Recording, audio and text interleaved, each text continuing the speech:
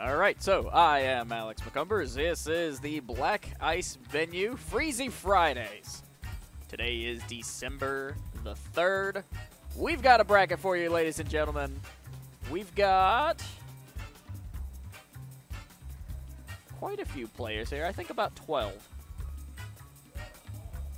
Coming up first, we have Barbnation versus our own BonDUDE, who is folks that have been watching the actual streams and hanging out with us here at the space. That is my friend and co-commentator, Ben Philbin. So we'll see some action here. Let's see just what'll happen in this bracket. I do believe that BonDUDE is going to be playing some Link, some standard Link, because we are playing post-patch. So a couple things are being thrown together.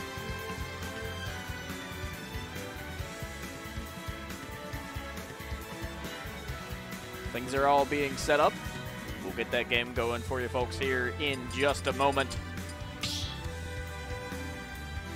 Very excited to be here.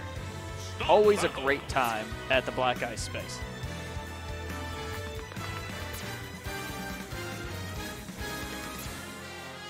You headed up? No. Oh, okay. Oh.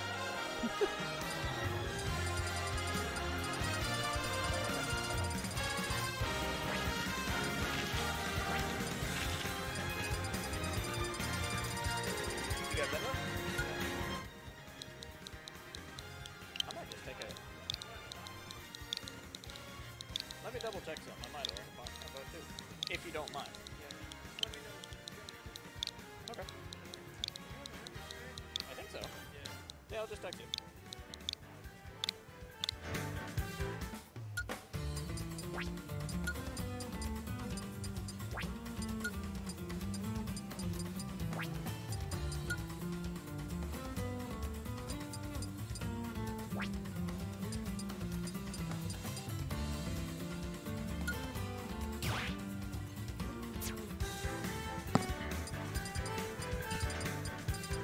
All right, here we go. We got BonDUDE versus Barbnation. It does look like...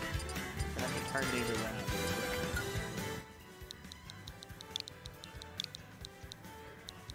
Not familiar with Barbnation. Should be an interesting match. Very well has been in the space before.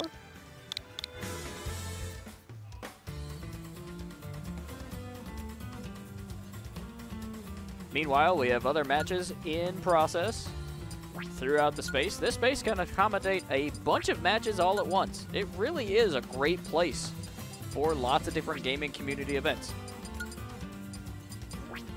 For example, if you did want to put together say a fighting game tournament for a game that maybe isn't on our schedule, bring enough people, we can make it happen.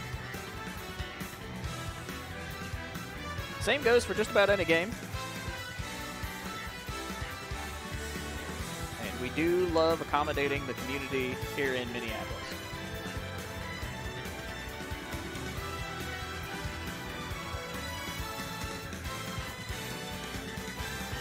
Super Smash Bros. Ultimate. Supposedly the last patch, so we'll really start to see the meta develop and kind of settle in. Of course, there's always shakeups,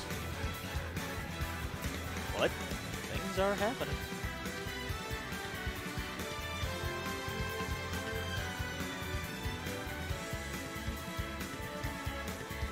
Looks like one of our players may have had to jump out for a second.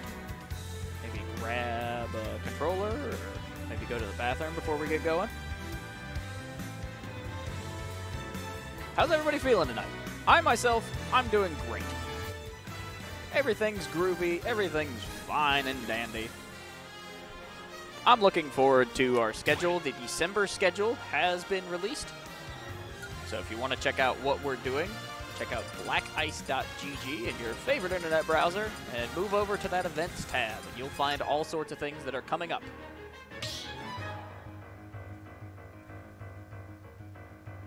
Stop battle.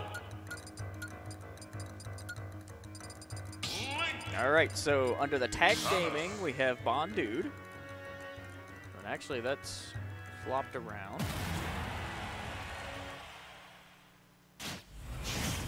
Here we go. Let's see some Smash Brothers. Barbnation on the Samus. BonDUDE on the Link. Barbnation coming in hot, definitely keeping BonDUDE on their toes. Defensive blocks.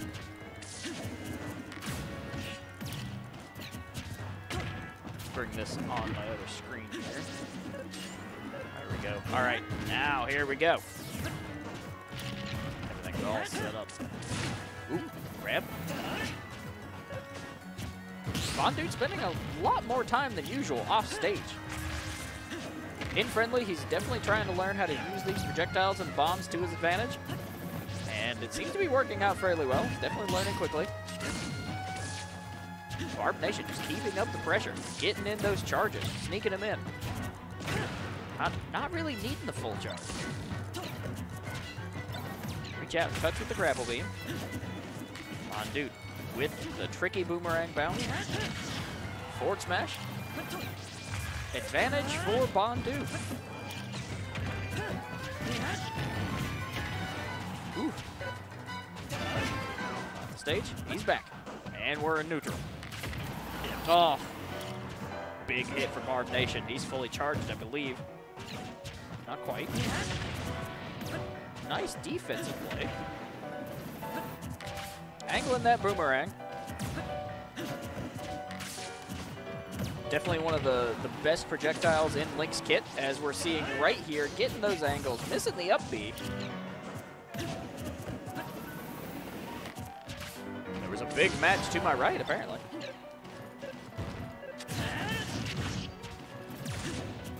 Ooh, nice blocks with the boomerang on the power beam. Coming in, going low. Definitely a very aggressive play by BonDUDE. See a lot of zoning with this player. Now a little bit more aggression. Oh, unfortunate. Sends himself to the left side of the screen with his own bomb. He was already high percentage. Not that big of a loss, but still, it is what it is. Using those platforms. Oh, here comes a combo. Oh, BonDUDE taking the business. Samus's throws are just excellent. The reach on it is great. Using the bombs to reposition. Definitely a battle that could happen from a distance with these characters.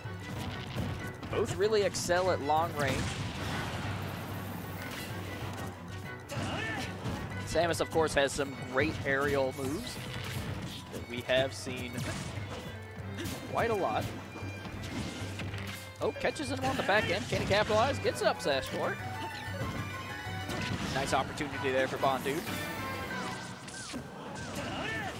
Ooh. No punish. Definitely could have been bad.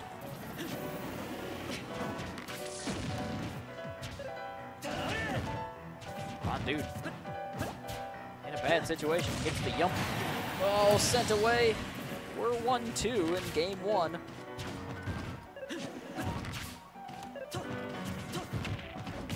BonDUDE trying to bring back some traction. It's definitely possible. Takes a big hit there.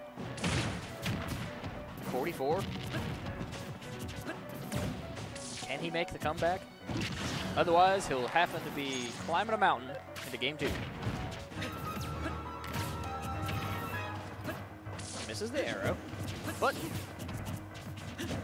maintaining composure. Both players just chipping away from a distance. Barbnation making excellent use of those half-charged neutral Bs. BonDUDE catches him there. Okay. We are 1-1. BonDUDE definitely at a high percentage by comparison. Nice grab.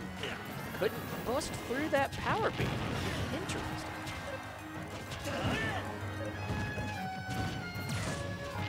Of course, all of our players here are very excited about the final patch. We've had a lot of people go over where their characters kind of fall in that.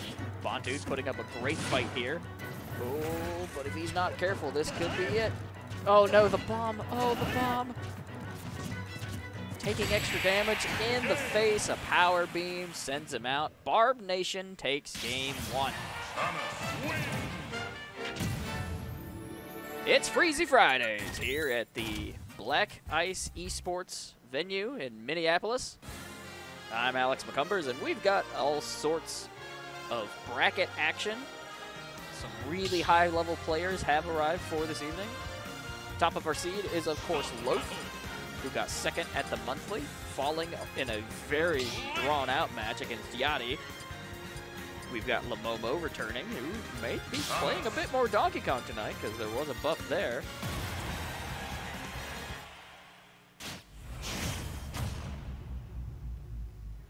Of course, we have our organizer Tac playing as well, who just recently joined the Black Ice team, so we're excited to have him.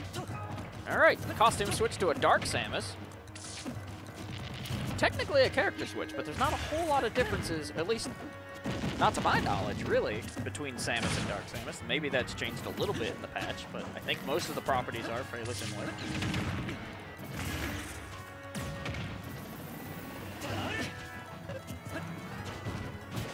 More of the same. Lots of zoning, keeping the pressure going.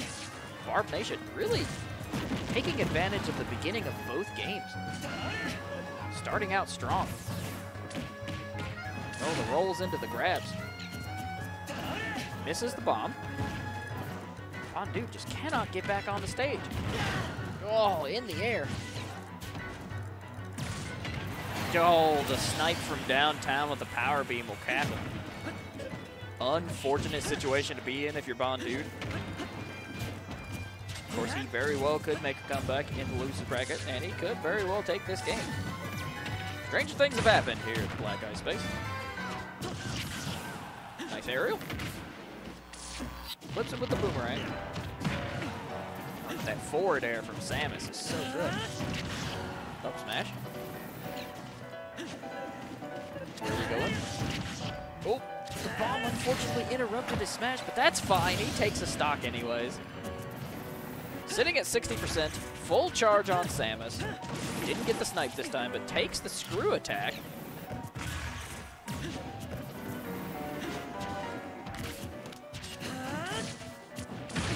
A bit of a punish there. Oh, BonDUDE. Coming out with the foot. If that move had been turned around, it would have been a very different situation for Barbnation. That down tilt from Samus is scary. So is the axe kick. There we go. BonDUDE is gaming. The instincts have activated. But unfortunately, he can't really... Okay. The screw attack off the shield. Interesting. It's a fast attack. On the distance, keeping the arrow pressure, but the bombs. Really excellent zoning from Barb today. Ooh, the up throw. Oh, that's nasty. Takes a stock. We're 1-2. BonDUDE needs to capitalize, needs to get a kill. Fairly high percentage. Sitting at 57. Oh, he's off the stage. This is bad. Went for the boot, got the boot instead. Super missile. Oh, that could be punished. Oh, no. He's in the sky. Takes one to the face. BonDUDE. Barbnation takes game 2. Not quite. It's not over yet. You never can tell it is Smash. He's off the stage.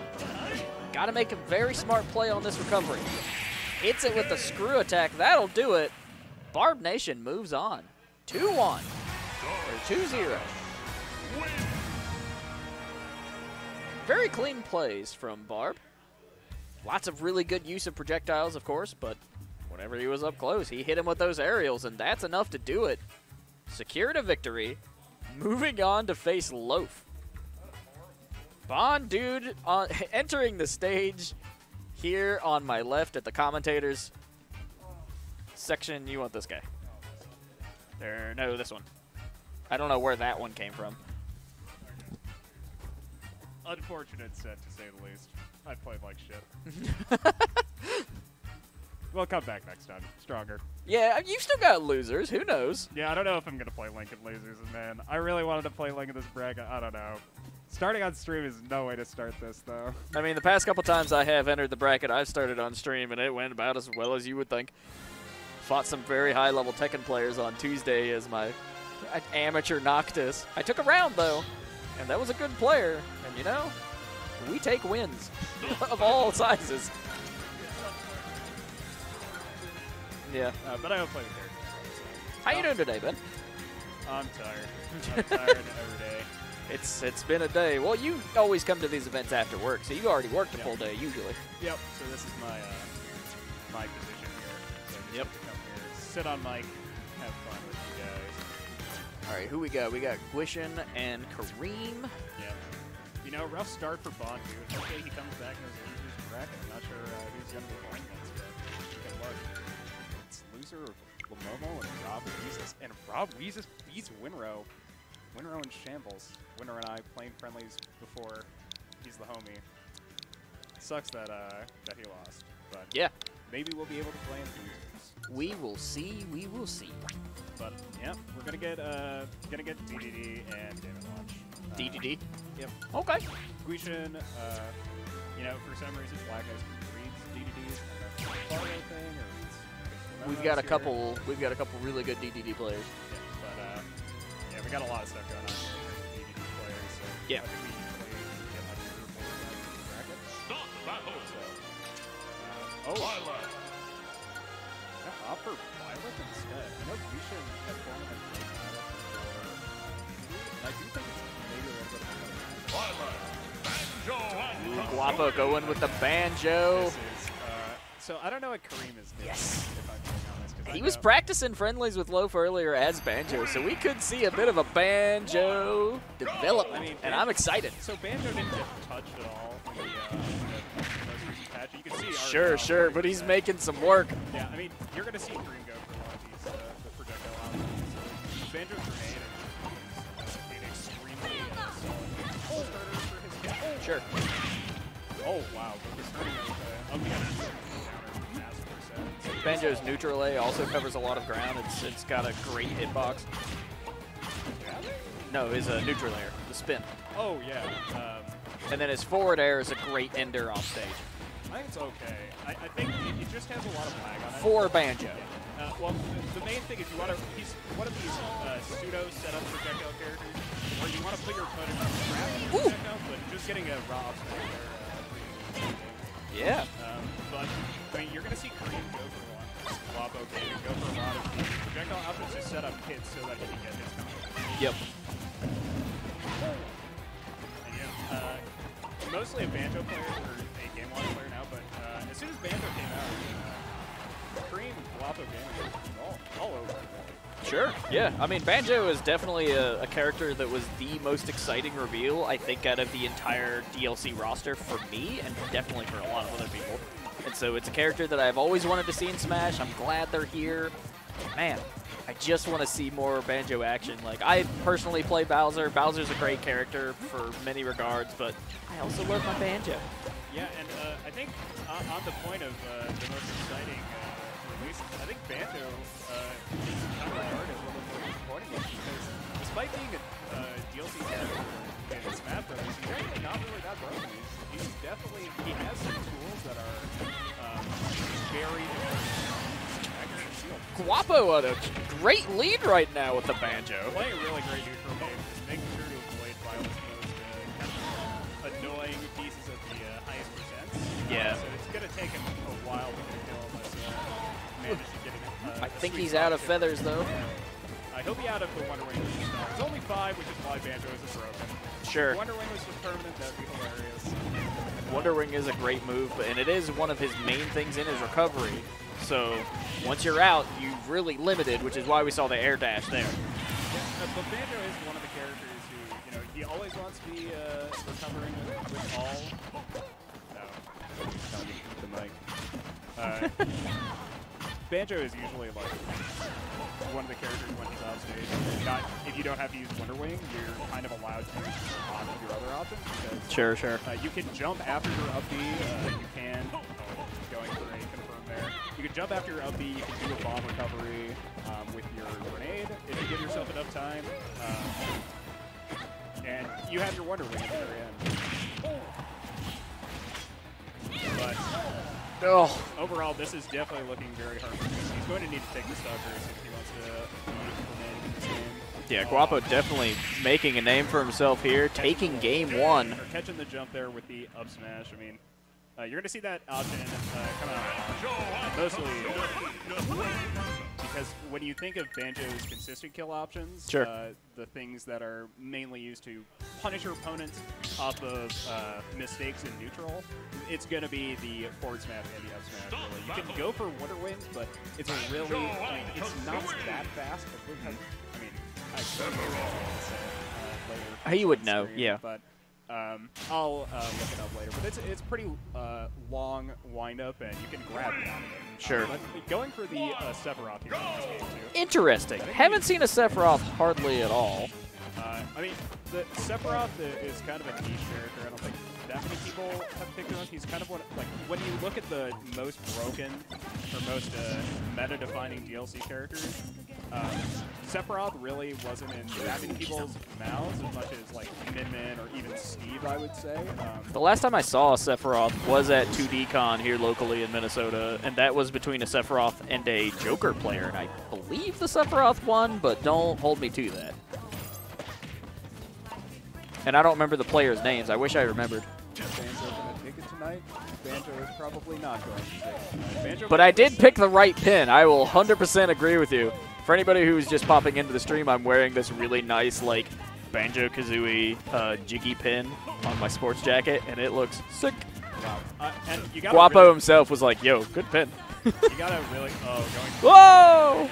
He's going to go for that a lot. I mean, you saw how much Guapo Gaming was pressuring with grabs. Yeah. And it really incentivizes you to avoid holding the shield.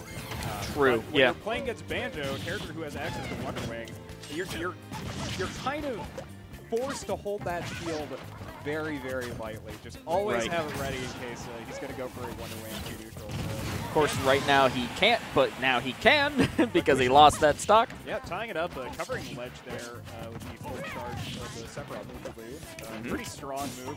I mean, when you consider like strength in DLC, I definitely would say Sephiroth is a better character. That F smash though, very strong move. Yeah, that'll send him. Just as I say how much better of a character Sephiroth is, Banjo kills with a really strong forward smash. Guapo's here to take Banjo all the way. I see it. We're gonna see Banjo in the like top 3 at least. We're gonna see Guapo probably play game. No, keep the Banjo. We gotta make a case for it. Still a lot of kind of back and forth, but I mean, Guapo Gaming in a great position. Hit him with that forward. Man, the hitbox on that move from Sephiroth is ridiculous. It covers so much area. Yeah, but I mean, very wisely just kind of avoiding it and just able to recover down this stage. And now it's definitely a huge advantage for Guapo Gaming in this game too. He's definitely showing his expertise in just character movement in general. Very good positioning throughout the entire set, really. Traded with Egg. Wow, Sephiroth up there trading with Egg. Yeah, he's going for a lot of these others, but he has been able to do the set. Oh, it's definitely just adding percent. Going for back air there. Really? I mean, that's an overall respect, I would say. Guishin's been mashing extremely well out of these rounds. Yeah, right there. extremely well. Yeah. Can't keep the dunk on.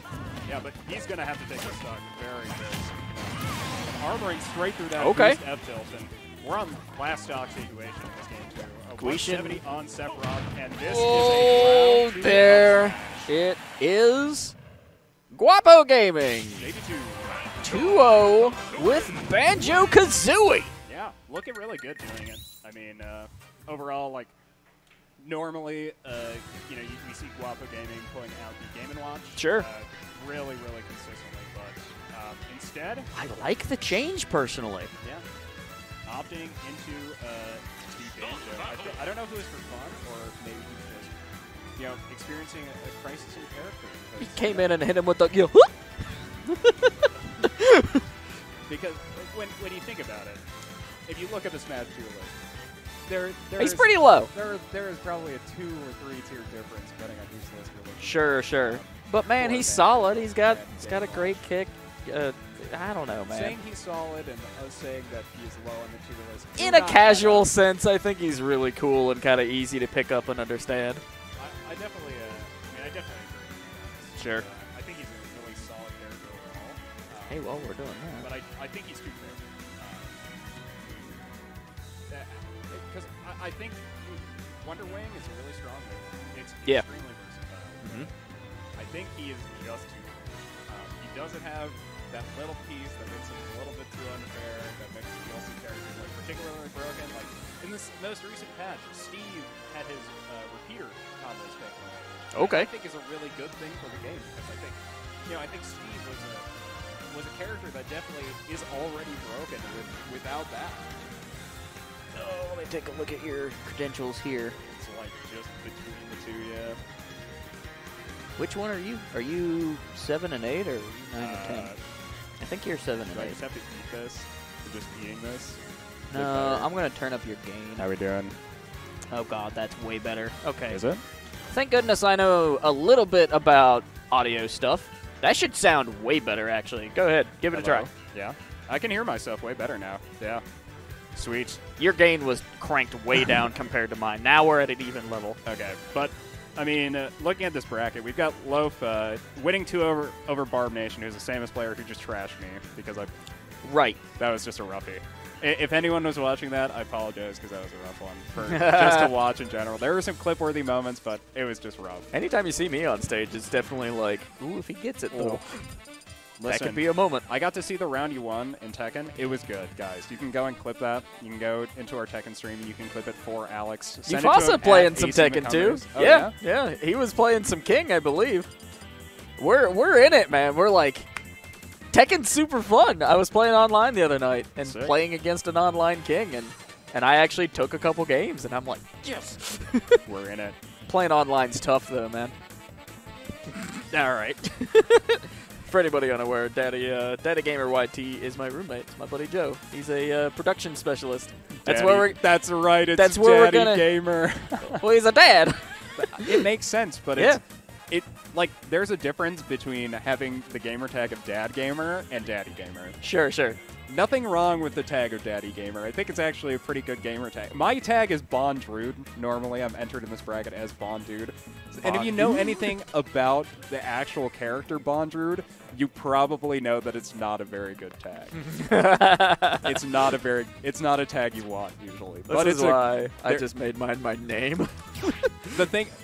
There's a long story with it, but I like the name more than I like the character. Sure. And hey, while we're here, we gotta give it up to the pairs. We gotta put a little shout out to the pairs. Yo, shout out to the pairs. Should we do Oh, we have 11 years. Should we talk about our upcoming events, or do you want to wait? Can, yeah. Looks like we'll have some setup definitely on stream. Yeah, we're just figuring out names here. So let's talk about the events we have coming December up here calendar in December. locked.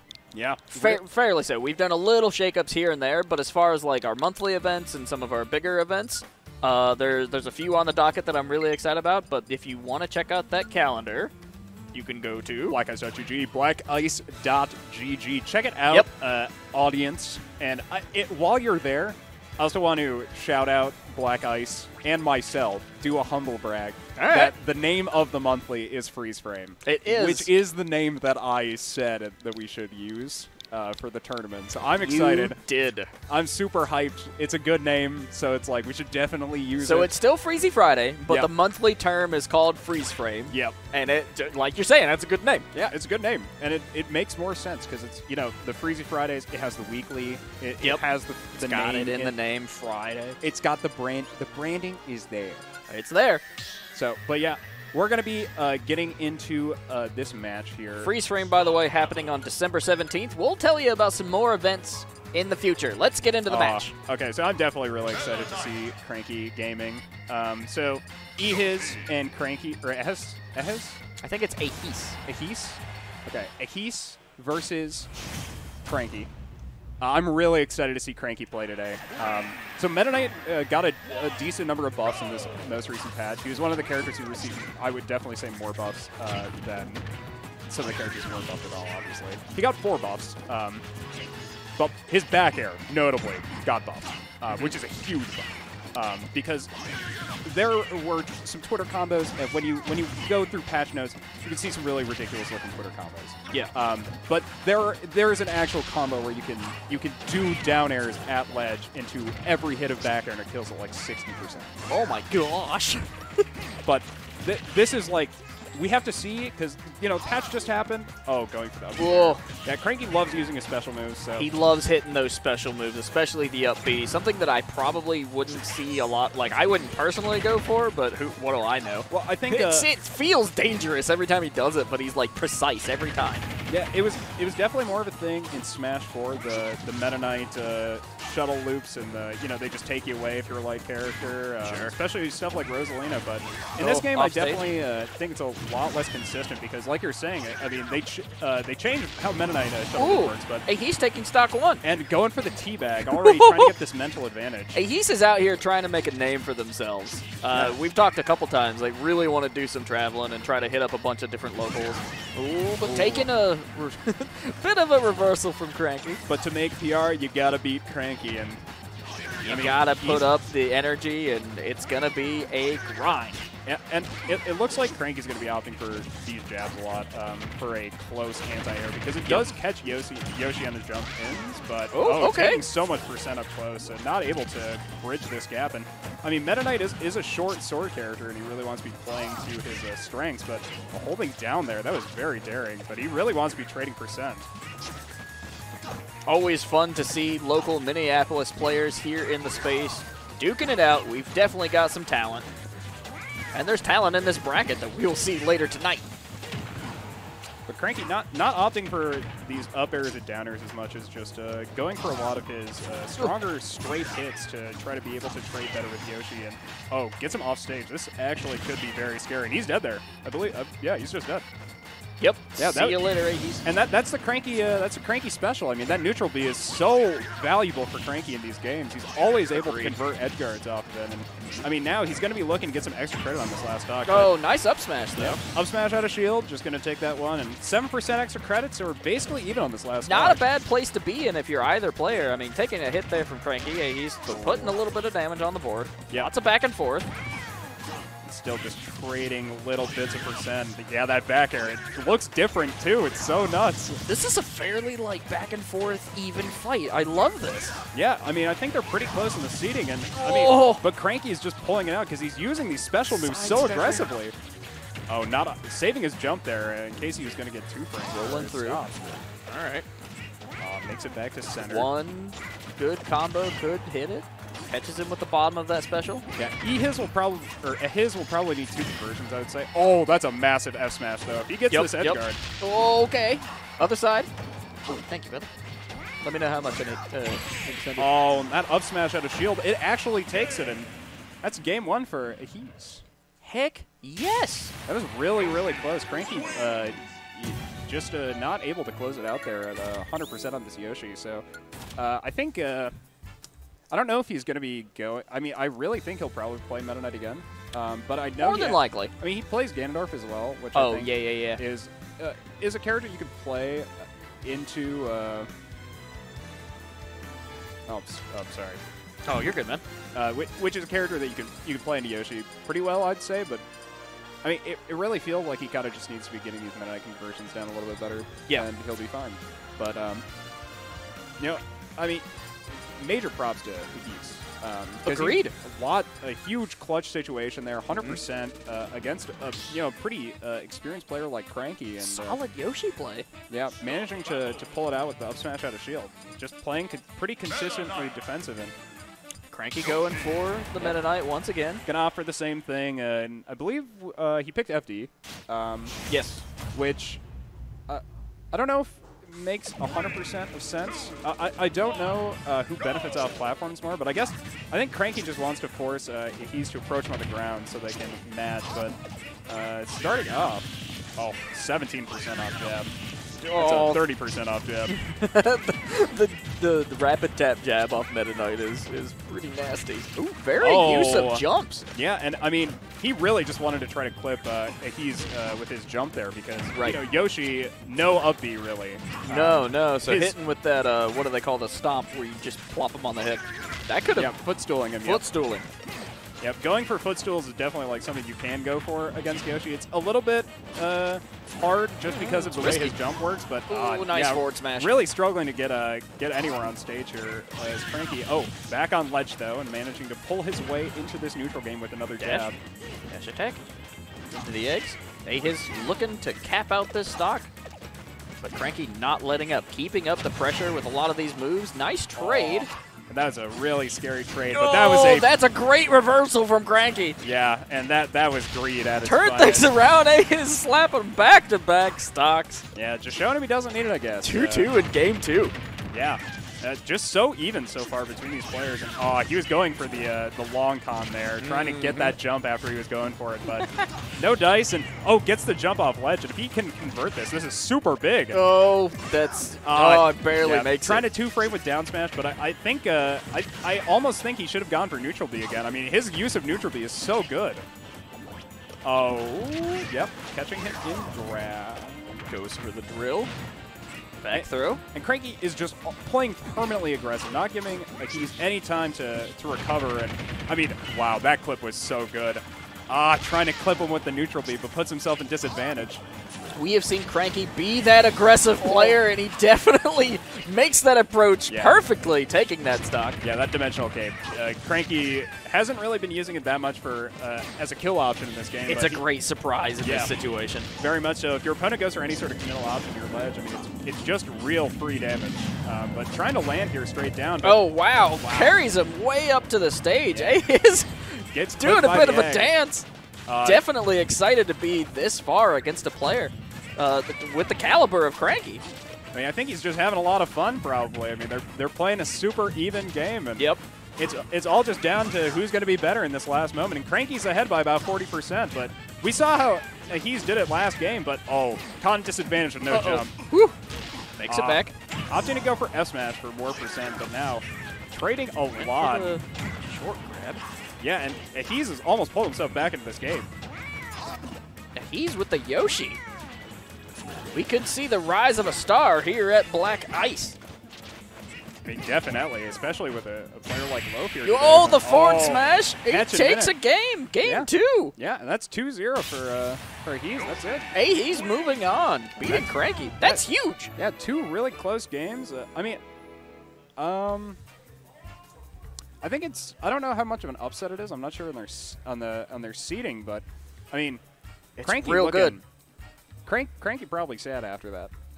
That was 2 sets or 2 games that were just really close until the very end, and then it he let it fall a little bit, which unfortunate, but he still got a run in the losers bracket to make. I probably also am gonna have to go play my loser set pretty soon. Yeah, we're gonna have to put you back on stream against who you playing. Please God, no. Where's he at? You're playing Robweezus. Yep, which means I'll be playing against Steve. I'm pretty sure.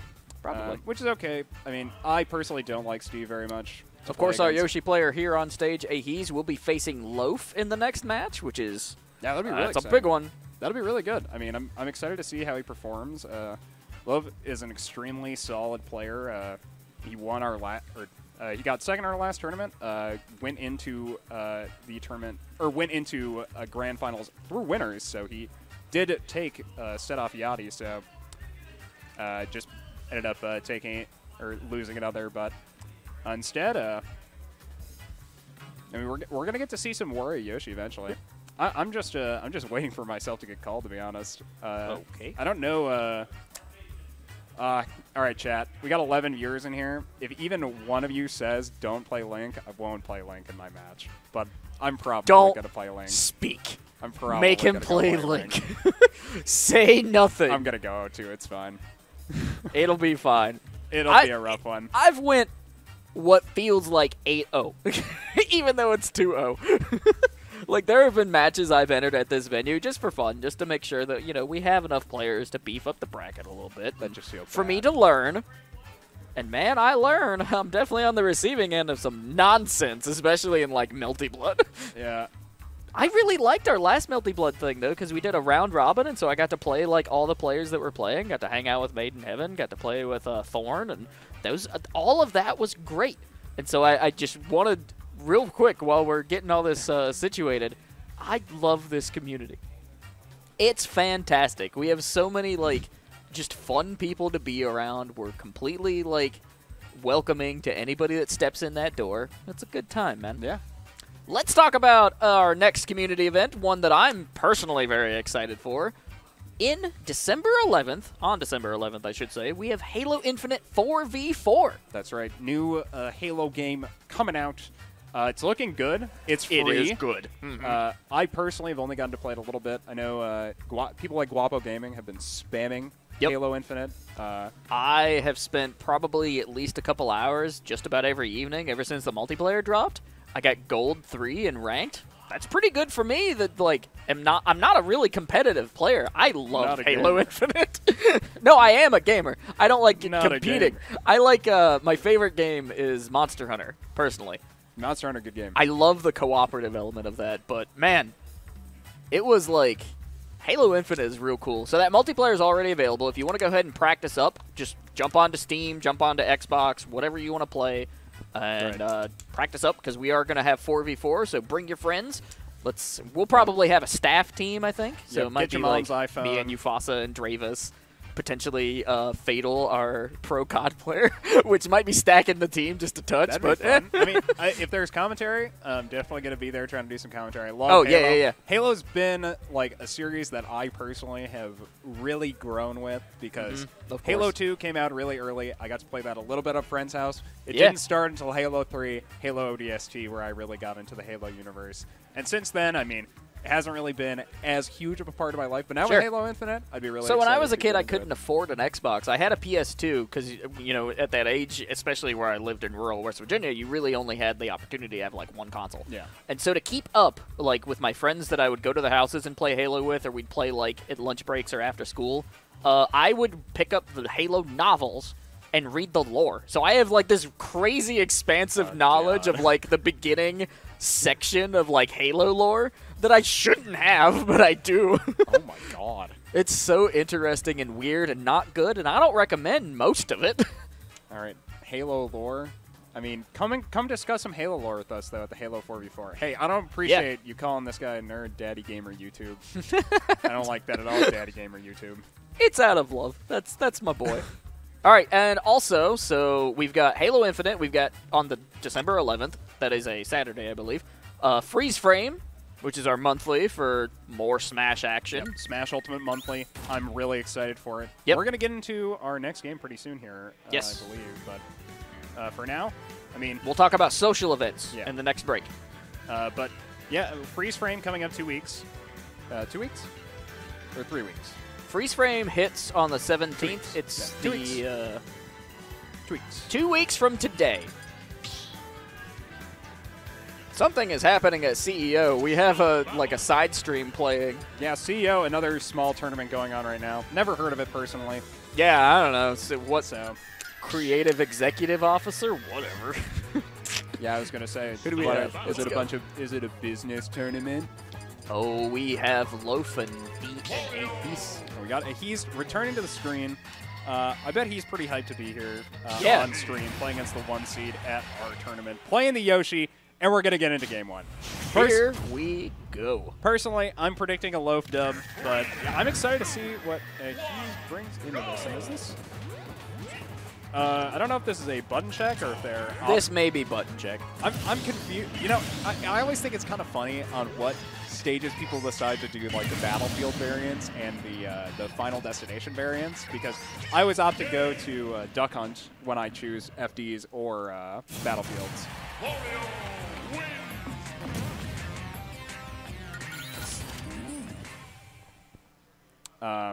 regardless, I think this will be a match that could have a little bit of surprising elements in it. I would love to see Ehis take this game, honestly. I think that would be huge. Yeah, that would be really great. But Loaf is not really one of the guys who you really expect to lose that often. Not often. Nope. But Loaf, one of the more talented people we've had shown up to the space, really. I mean, Loaf and Yachty showed up and basically run the gambit on our whole crew. Yeah. It was awesome. Yachty ending up taking the tournament, but Loaf was really showing a lot through the entirety of Took bracket. second, and it was a long grand finals match. And now we're getting into this game one, and so far just trades. Yep. A little bit of low-sided trading here, 50% on Ehis to 28. Yeah, he utilized that jump a little bit to maintain some distance and not catch all of those claps. Oh, but both players just resetting into neutral. I don't think that's what Loaf wants. I almost think he wants to be able to combo Yoshi. Oh, wow, okay. Almost took the elevator on him. Yeah, going big. I mean, he went for it last set and managed to pull it off, but it worked. Set, yeah, huge I've seen advantage some on spicy Yoshi players in my day, that's for sure. In Juneau, Alaska, one of the top performers was a Yoshi player. Oh, yeah? Oh, catching him low, but Loaf techs those. Oh, boy. Now it's... Oh, wow, okay. Yep, and that eats the egg and Yoshi face. So first stock over to Loaf. I'm pretty sure that move usually shield pokes. Interesting. But barely missing it on the shield. Things have definitely shook up a little bit post-patch for us, but we are trying to keep track. Unfortunate. And that aerial command grab is so good against recovering Yoshi because the armor doesn't matter at all. Right. Into a grab, so he's got to really be careful about this Wario chomp off stage. Mm-hmm. But now, 2-stock advantage here for Loaf, managing to get a really free stock there. Definitely a great position to be in if you're Loaf. He's putting on the damage. Yeah, and just resetting neutral for Ehis. He's looking for a way in, some way to end this stock quick. Hey, he's staying in the game, trying to maintain composure. Okay. Loaf picking up the bike. Oh, but he's throwing it off stage. This is a crime. What a disrespectful move to the bike. There's my bike. But now, I mean, it's one stock on Ehis, and he could just get wafted. It's Wario, but he's got to hit a waft setup first, but not even going for it, just opting for bears. Yeah, just hitting them with the good old common stuff. Nothing real fancy. Crawling around a little bit. Nice egg dodges. I think, yeah, he's definitely looking for a kill confirm here, either the down tilt to the dash attack or some kind of waft setup, but I think he's going to prefer the down tilt dash attack, maybe. But going for a grab there. I think just anyways to get an extra percent. Oh, he went for the waft. Yeah, going for Showed him the booty first, though. Did you notice that? No, I didn't. He's like, here it comes. He did that weird little, like, shuffle on the ground. Yeah, the Wario crawl is super funny, but stuck off stage now. But he's, I mean, holding on once again, just forcing Loaf to play extremely respectful of Yoshi's options. Definitely not an easy match, for sure. Going for the buck jab. Egg. Yep, and this Yoshi character, I mean, he's hard to kill. You can kind of see it in this game. Yeah, great recovery. Shoulder rush will do it. Just floaty. And, I mean, you really got to trust your confirms. And Loaf getting confirmed there to end that first game. But, I mean, it was a respectable matchup. It was an interesting matchup, I have to say. I mean, it really felt like he's had a lot of control early on. But as soon as Loaf managed to take that free second stock with the Wario chomp, it just felt so brutal. True. But now we're going to be going to Smashville, opting for the KK Rider, which I like. When I play on either of the Animal Crossing stages, I think KK Rider is like the best song you can pick. It's got the tempo, it's got the hype with it, at least a little bit. And we're going to be getting into this game. I love it when our players like set the mood. And they're definitely setting the mood with Wario Yoshi right now. Quick trades, but yeah, trading into armor there. But this is so low-sided right now. 80% onto Ehis in this first set of trades. 93. Whoa. And catching these jumps, I mean, Ehis just has to find some way to approach with Yoshi, who is a character that realistically actually doesn't have that many great approaches. Sure, and Wario has all these really fast, low jabs that Loaf loves to utilize to set up these situations. Yeah, I mean, I think... Great frame data, I imagine, on Wario. He's real snappy. Oh, very much so. Same with Yoshi, but I do believe that Wario is just that little bit faster than Yoshi. Sealing out that first stock with the dash attack.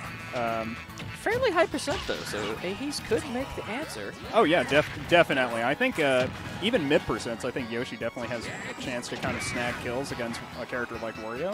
Going to be forced to recover here. Not able to catch that recovery, but... Loaf? Yeah, the neutral. Collapse. And the longer that Wario stays alive, the scarier this is for Ehis, especially with any rage on Wario. I'm here for the applause, personally. Oh, Ehis taking a stock. 44%. It's still anyone's game. Yeah, I mean, very, very much so. I think Waft is always kind of a thing you have to take into account, but keep that in your pocket. Loaf is kind of a player who either will be going for these Waft setups or he's going to be going for hard reads. So the Waft doesn't always matter. But, I mean, so far in this game, playing very, very solidly. 60% advantage here for Loaf, but, I mean, Ehis needs 2 conversions to even this up, but both of these characters kind of really struggle at dying. Oh, boost F tilt there. Give him the schmack out of here. Maybe that was just a regular F tilt. It looked like a boosted one, but it could have just been a regular one. The subtleties in Smash are kind of hard to determine, but you definitely have a way of catching some of that stuff. Well, on a character... I need to learn what a boost F tilt is, because I know Bowser's got a nasty one. It's where you, when you're dashing, at the end of the apex of your dash, you turn around and you do a tilt in the opposite direction of your turnaround. So it's in the direction you're dashing. So you use your turnaround animation to increase the distance that you travel. Interesting. With your forward tilt or your forward smash. And for a character like Wario, I don't believe his turnaround is really that good. I don't know how far his boost would be, but I mean his F tilt is extremely solid. I believe that he's barely able to recover there with the air dodge. Hey, he's staying in the game. Yeah, I mean, Loaf really showing where Yoshi is exploitable. I mean, in his second jump off stage, and trying to recover, but I mean now just being able to read Loaf at any turn. And this is last stock. Now he's ahead, but that's a shield break. Waft onto the shield. Yep, oh that's no! killing. Yep. Unfortunate for Ehis. Loaf moving on to the winner's final. I'm pretty sure this might actually be best of 5. It very well could be. I'm looking over, because we are in semis. Yep. I mean, that was really 2 very close games, though, overall. Loaf barely managing to edge out Ehis on that second stock of the first game, but in this last game, I mean, Ehis managed to actually take a lead near the end and almost hold it out. But almost pulled that game. That was super close. Like we were talking about the entire time, you know, Waft is always something you got to expect when you're playing against Wario, and managed to get the shield break off the Waft.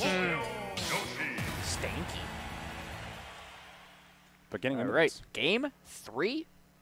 Loaf, of course, at an advantage, leading 2-0 on Ehis. But not looking untouchable. These have been close games. Exactly. Ehis very well could make the comeback. Oh, starting at a little bit of the day.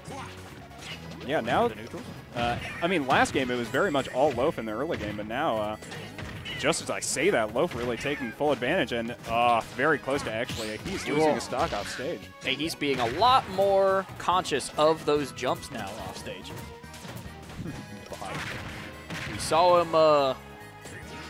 him get capitalized on that before, and he's like, all right, gotta watch out for that. I'll get bit. And Loaf, I mean, with those last 2 connections, those are just the very edges of the Wario hitboxes. I mean, he is trading so well around his own range. Yes.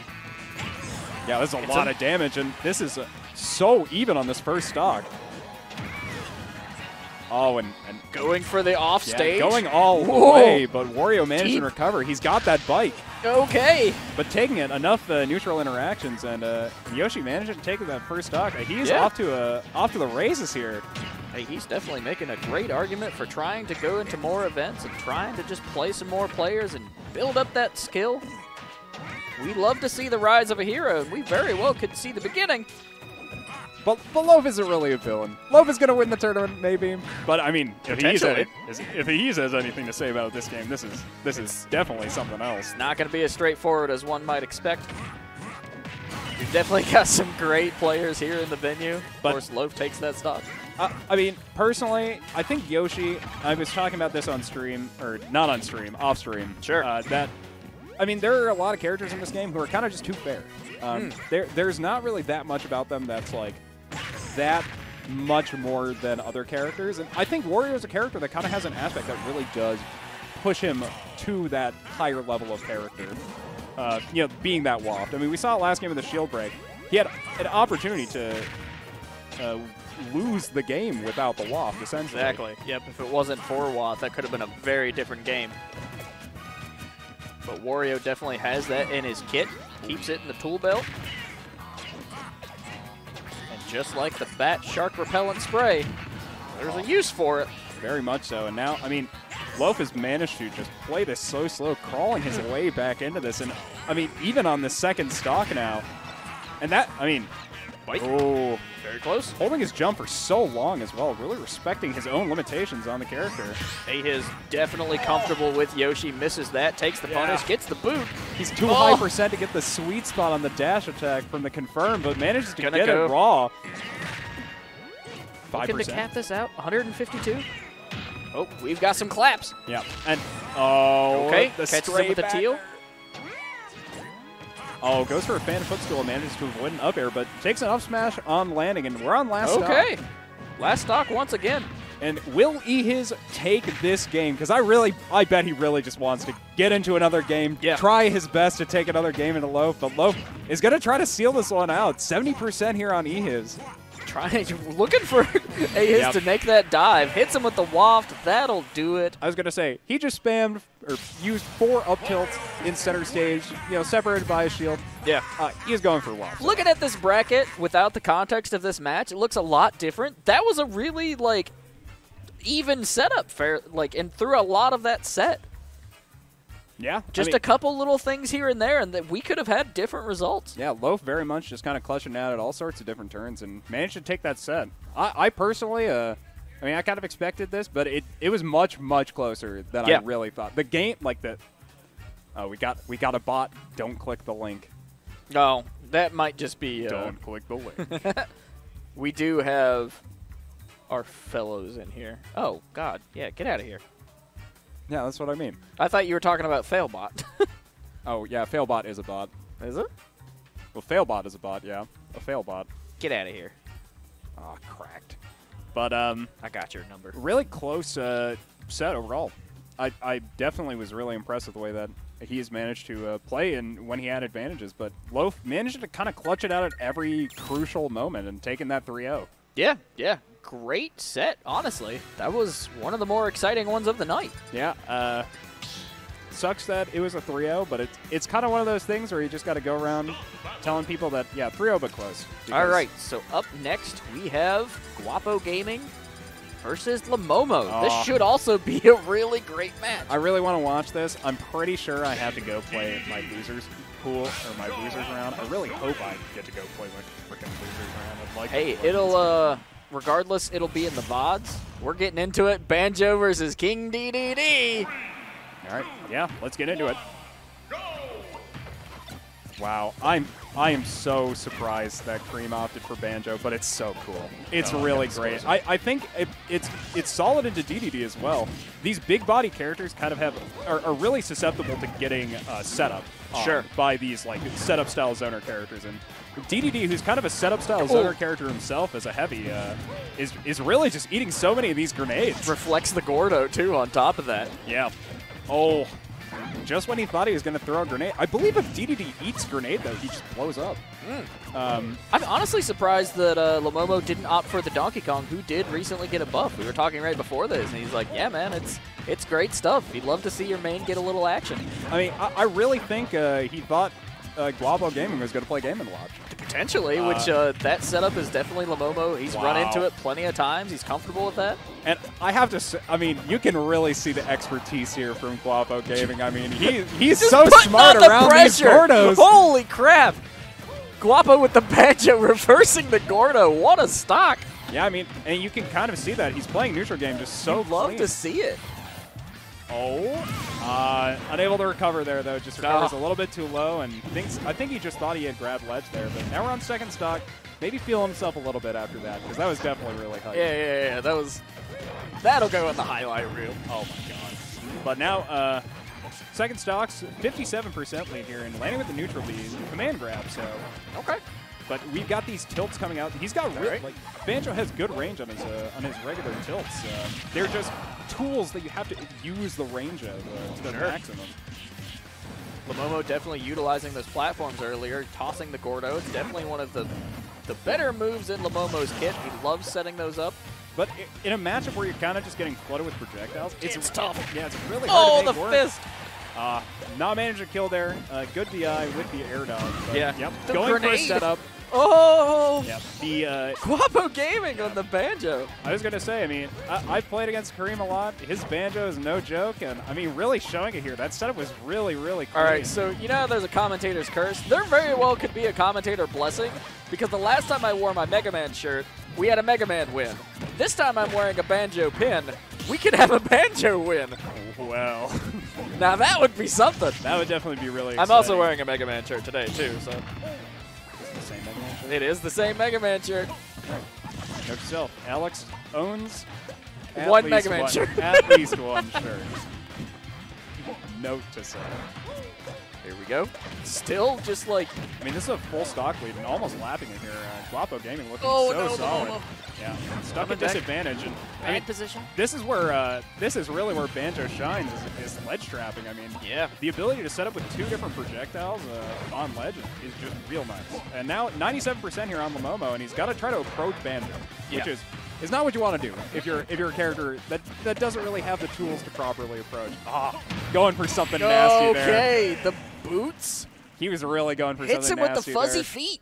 I mean, I know how much Kareem likes Banjo. Yeah, this has got to feel great for Guapo Gaming right now. He's got to be feeling himself a little bit. I mean, the neutral B, the egg combo there was looking really solid. Yeah, that's good. Not managing to convert it into something true, but getting a good finish off it and managing to take that first game. That's a fairly hard input combo, too, because in order to pull out the Kazooie gun situation, you got to hold it just a touch. Yeah, it's kind of hard. The thing that was really hard about going for Donkey Kong here, though. I think this makes sense. Just like we were saying, Donkey Kong got the buff. Llomomo's also a good Donkey Kong player.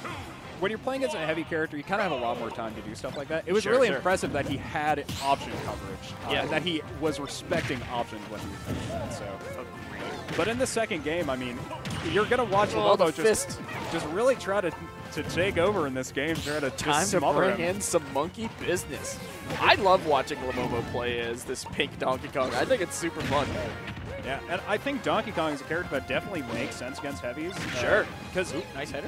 When you want to be using kind of your strong up-close moves, if you're a character that can't really rely on your projectiles that much, you really have like a lot of slow tools up close. Oh, you kind of just excellent. Are forced to trade against Donkey Kong. Yeah. Which is no fun. This guy this guy just stands on the other side of the stage and charges Giant Punch all the time. What am I supposed to do about that? See the arms on that gorilla? I mean, he got that first dog with a very clean Giant Punch, and already a full crispy. Giant Punch here. Up throw into the header. Yeah, I think he was going for a second up air there, but I think he just wants to be trying to get this Giant Punch damage off. Yeah. Ooh, all right. Be reversed, but yep. That is that a plant into what was that? The tilt or is that an up tilt? That's an up tilt. The spinny one is the up smash. Yeah. You're right. But yeah, I mean, really respecting his confirms and catching Llomomo at high percents, and now, I mean. Guapo Gaming taking the advantage again, but percent doesn't really matter as much as pressure, I think. True. Because at low percents, it's just whoever is hitting the other one has the pressure. Right. And right now, it's all Guapo Gaming, but Donkey Kong getting close. And you can see, I mean, Guapo just tries to reset neutral. Banjo is a character with an extremely high run speed, going for a ding-dong. The modified ding-dong, it's done with platforms a little bit more spaced out, and it kills it a little. Oh, nice read. Yeah, going for the DI mix-up there, trying to kill off the side instead of going for an almost got that. Yep.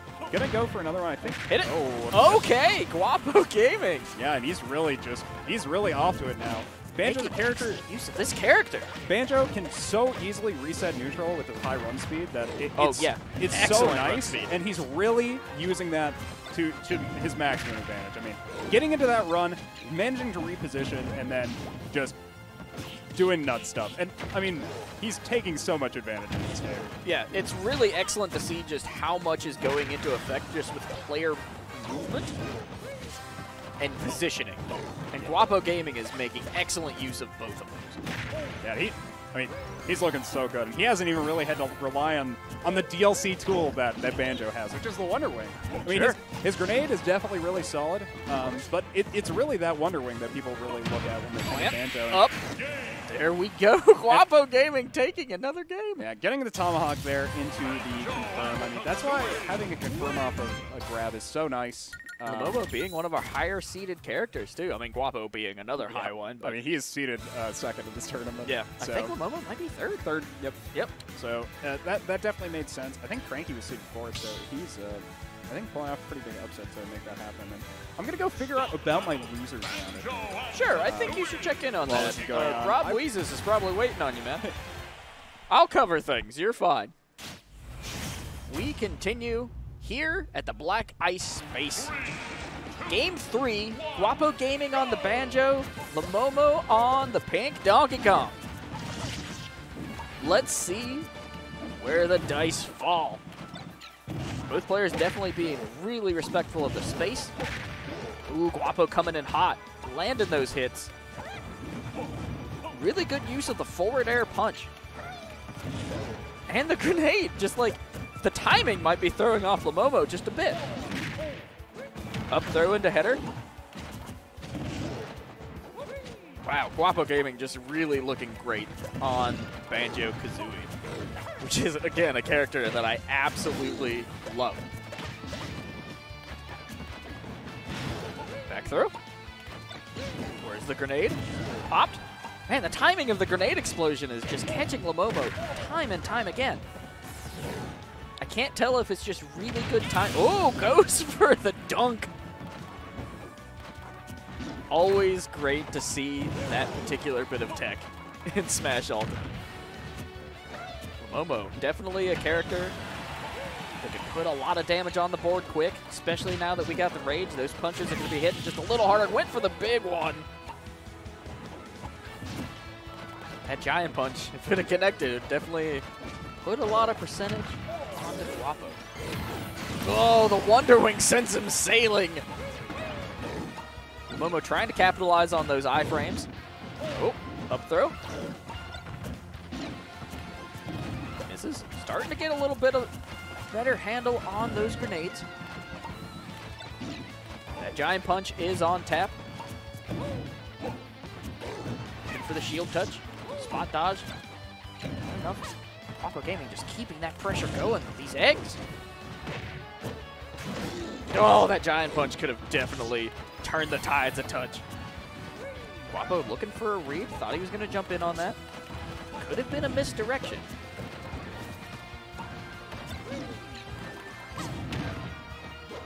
Okay.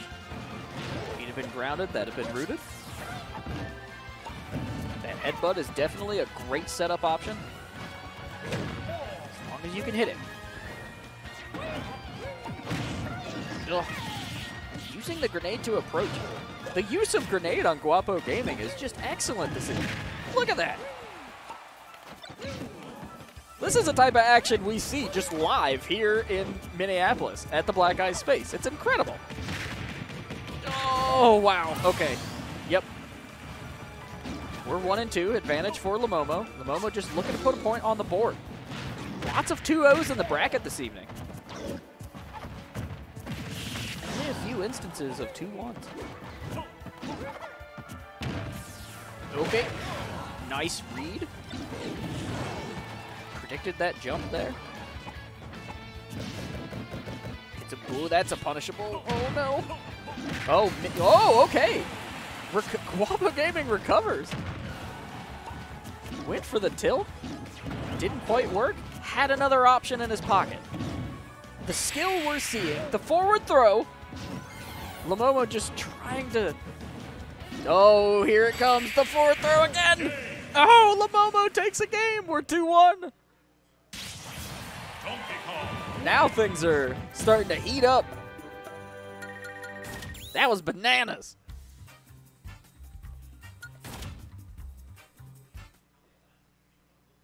Game 4.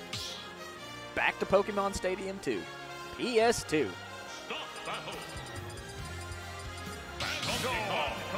No character changes. Both these players do have other characters they've been playing. Guapo, of course, looking great on the banjo, but has played a lot of Game & Watch. Llomomo, I think, looks excellent on Donkey Kong, but he does primarily play DDD. Either way, he loves his heavies, and I respect that as a player who also loves the heavies. Oh, the distance, pressure. Oh, catches the grenade. Nice turnaround still. Llomomo eating these grenades all evening long. Up airs. Really just keeping the options limited for Llomomo. Grenade to the face. The damage. Pulling out the bird gun. Guapo Gaming just going a little mad today with Banjo. Llomomo hits with the slap. Oh, rooted. Oh, the up tilt. Catches him. 3-2. Charging up that giant punch. Definitely something that he'll probably need to have on tap. If he can just land a couple of those, could be the game. Llomomo is certainly hungry. I've seen when he focuses. Great player. We very well could see Llomomo in focus mode. I can't see his face right now. But if I had a guess, he is focused. Oh. Guapo Gaming just not letting any. The up B stopped at the egg. What an interesting interrupt.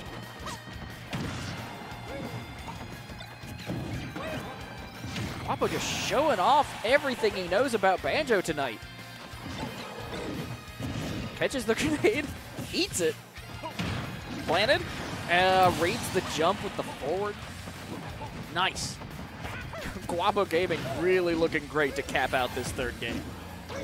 Looking for that match point. Wanting to take the victory, wanting to move on to the winner's final, to face Loaf. That's what we're fighting for. Of course, in the losers bracket, we currently have Ehis and Cranky making their way. Gwishin patiently waiting for the winner between Robweezus and our own BonDUDE. Oh. Still could go either way, but Guapo with a severe advantage. Momo just kind of stuck right now when it comes to all these grenades and eggs, and it's a hard life for a gorilla tonight. Oh, what a cool combo. If he could have capitalized on that. Back kick. Throw. Momo just trying to put on a little extra damage, staying in the game. Oh, the neutral B that Guapo Gaming puts out is crazy. Llomomo takes a stock. It's 1-1. It's not looking good for Llomomo, but Donkey Kong hits like a freight train. You never know. Oh, the roll.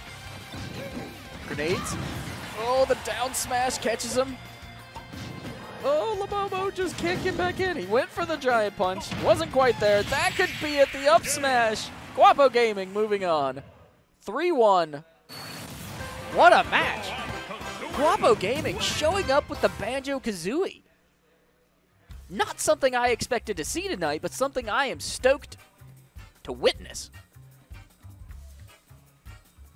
Shoutouts to the little gamer. Very young player, loves Pokemon, loves Minecraft.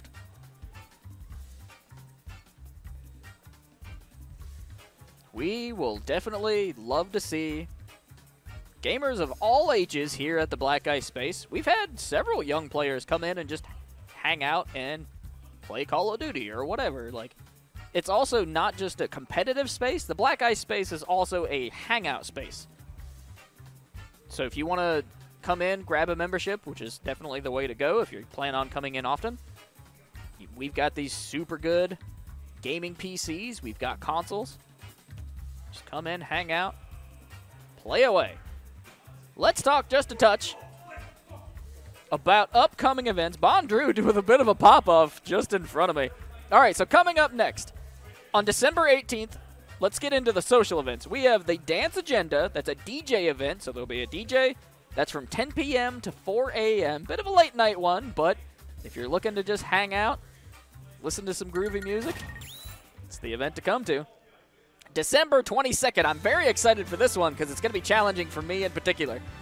We are doing Sweater Speedway, which is a racing event. We'll probably have some of our car enthusiasts here locally that we're friends with should come through and bring. Hopefully the weather will be fine so they can show off their rigs and their rides. And we are going to be doing a time trial competition for Gran Turismo Sport. And that's the big event of the day. We're also going to have, casual Smash. There'll be Mario Kart, maybe some Forza Horizon. But I will be on the commentator's mic for Gran Turismo Sport. And I'm really excited for that because that's going to be a challenge for me. But all right, coming up next, we have more Smash action for you. Trying to figure out who will be coming to the stage. Center stage here at Black Ice. How's everybody feeling tonight? I personally am loving this action. Like, we've had some explosive matches. And we've seen some characters that we haven't really seen a whole lot of. So personally, I am just giddy as can be. It's always fun. This is my job, obviously. But it's so much fun to just be here, and very thankful for where I am. All right, we have a bit of a pause. Maybe we're waiting for the result of a particular match. But we will get back into some Smash action here shortly. When we do, I'll let you all know kind of the outcome of that. Just pop over here for a second. Yeah, so this is, of course, the commentator corner currently. We will, I think, eventually be moving to where we have a bit of a studio look. I'm very excited for that. We have some great artwork on the walls here at the space. You can see just a touch of it here on my left, but there's a bunch of really great, just like graffiti and stuff. We got Dragon Ball art on here. There's a Devil Jin over there that looks sick. We got Fortnite characters. A Ryu over here on my right. The space is really well decorated and just kind of looks excellent. But we'll be getting into some Smash here momentarily. Maybe even I'll check in with our TOs to see who we can get on camera. Looks like BonDUDE is playing right next to me. I can give you guys just kind of a taste. It looks like he is on Link. He's playing against a Steve. We'll see what happens. That's in the losers bracket against Robweezus, who fell to Llomomo. Llomomo, of course, being one of our community regulars.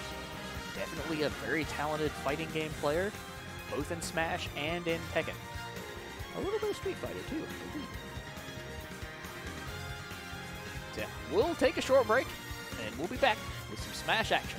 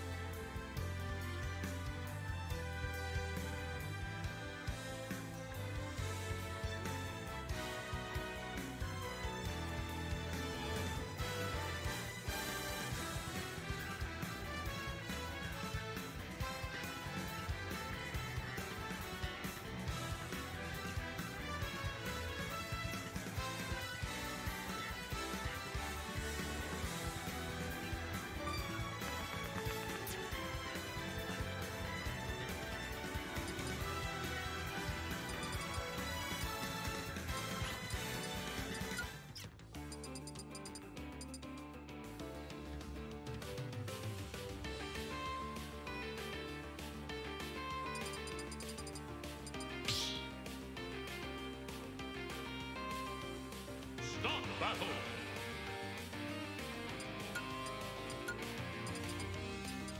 Meta Knight.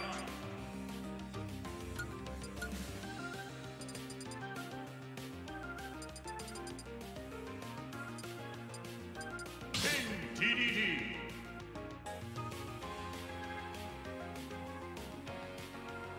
All right. Listen, I just want everybody in the stream to know I went 0-2. It's okay. Everyone goes 0-2, but listen. Well, not everyone goes 0-2. Statistically speaking, it's impossible for everyone to go 2 and back. 1, go! This is a Llomomo Cranky for sure. Yep. Because the L's. He's cosplaying, but it seems like Cranky is playing very, very composed in this loser bracket set. He's already won. Yep. Yeah, we got it. Yep. I mean, Llomomo and Cranky definitely two of the most recognizable faces in our local Black Ice community, though. I mean, Cranky on this very aggressive, like very. I don't even want to say stylish. It's his style. He doesn't need to be stylish because he's got style, baby. But now, the second stock, I mean, Cranky taking that very quickly and just so much pressure as well. Let's see if he can manage to keep this up. 69% here on this first stock for Cranky. Llomomo's got to find some way to get into this. But against DDD, I mean, it feels like Meta Knight definitely has kind of a lot of options. Oh. I didn't realize I left my phone.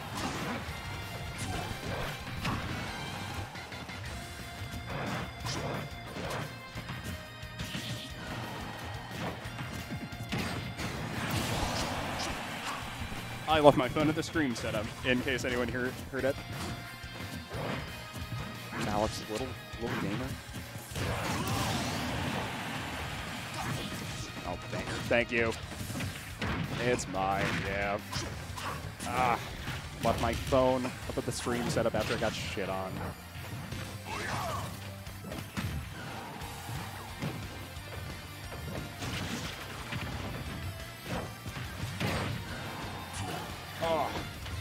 But now, I mean, Cranky's managing to keep this lead a pretty solid spot, but Llomomo holding advantage here. God, that's... I mean, it's really all about how well you can position Gordo in a lot of matchups. Hitting with 2 hammer hits takes from 80%. On to this third stock for both players. Cranky, it almost goes for a feint and then falls up with the side B. And that's definitely kind of Cranky's MO. He loves just going for these hard read aggressive options with these, just forcing you to respect what Meta Knight can do. But now, I mean, as long as DDD just has rage, this is kind of getting scarier and scarier for Meta Knight until he can get a kill. But oh, he sticks his hammer right through the stage there, and that, I mean, that's a wall hack.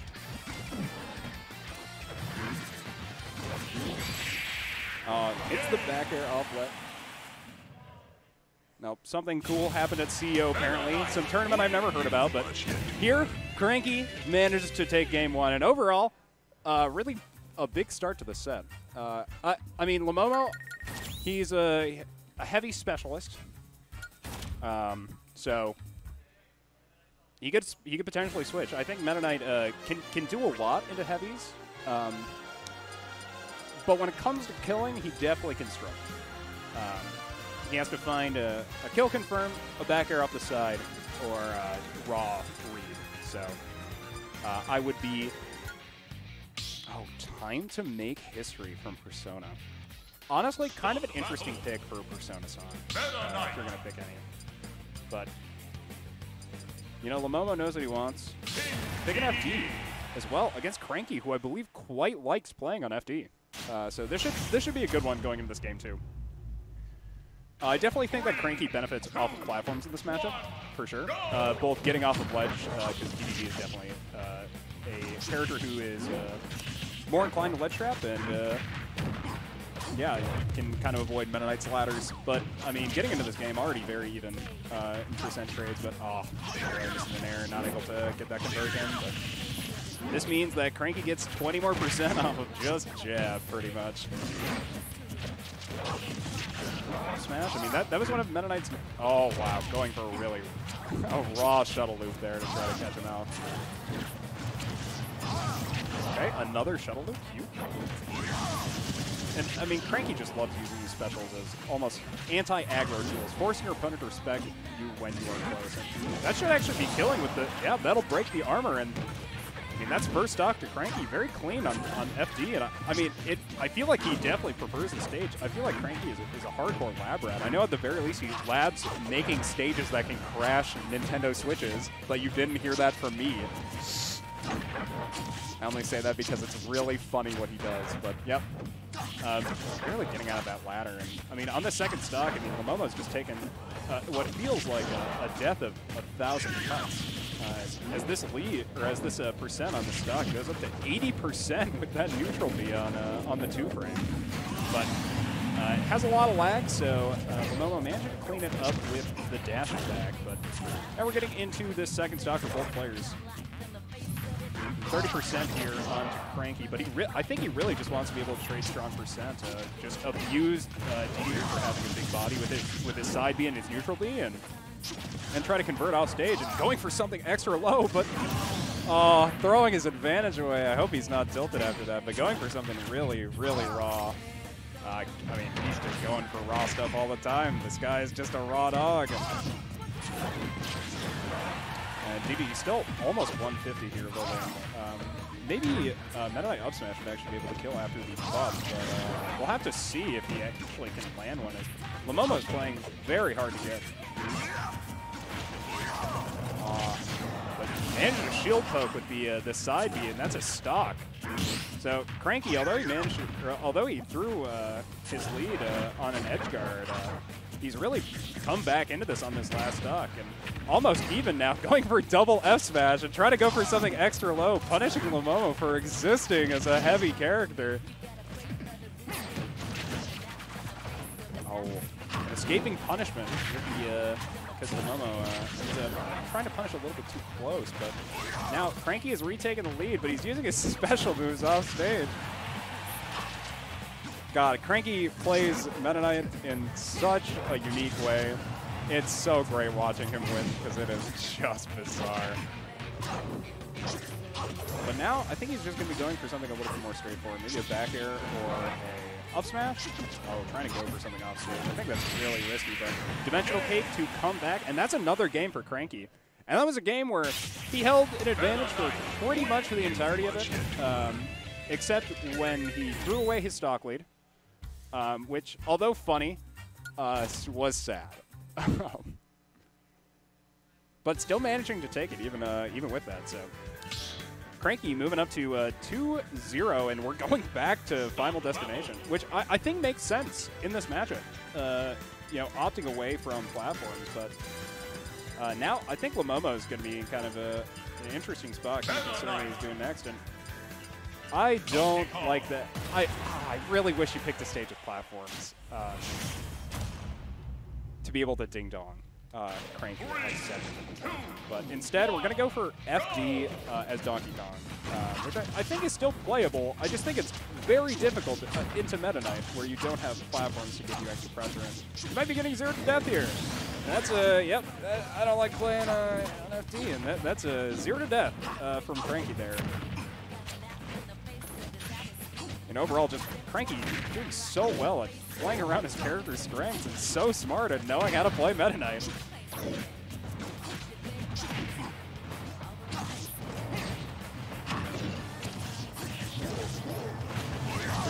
as well, and Cranky is not stopping this aggression. This is not even 60% on his first stock. He's lapping Llomomo. Oh, coming in and out of it. Llomomo looking for a way back in this game, trying not to get 3-0'd.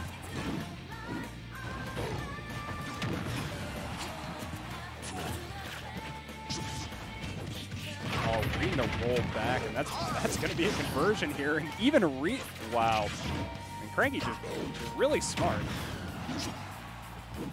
Oh, trying to go deep with the bear there to try to get this first stock. Llomomo really wants to stay in this bracket. Gonna go for the forward throw, and it kills off the top, so got 2 and 2, and overall not too bad for Llomomo, but wow. And that's the classic. You hold the F smash in the other direction, and your opponent rolls into it if they're playing a little bit too fast. So already off on this last stock, 30%. Going to a footstool down air. I don't know if he intended the footstool, definitely the down air, but Llomomo really wanted to stay in this game. 44% now. To 56. Both players staying even, but Cranky holding the stock advantage. Oh, this could be not opting for a smash attack, just going for the up. Oh, and Cranky going for a real aggressive option there, but not able to punish it with that up smash. Maybe going for a down tilt into back air. That's a really solid conversion, though maybe he's at too high percent. He's really going to be looking for this forward throw. So Cranky needs probably like 2%. It'll pretty much guarantee it. Roll that F smash, and that, I mean, Cranky taking that 3-0. I really, I mean, that's definitely a bit of a disappointment. I mean, we really like Llomomo around here. Yeah. Yeah, Sprite.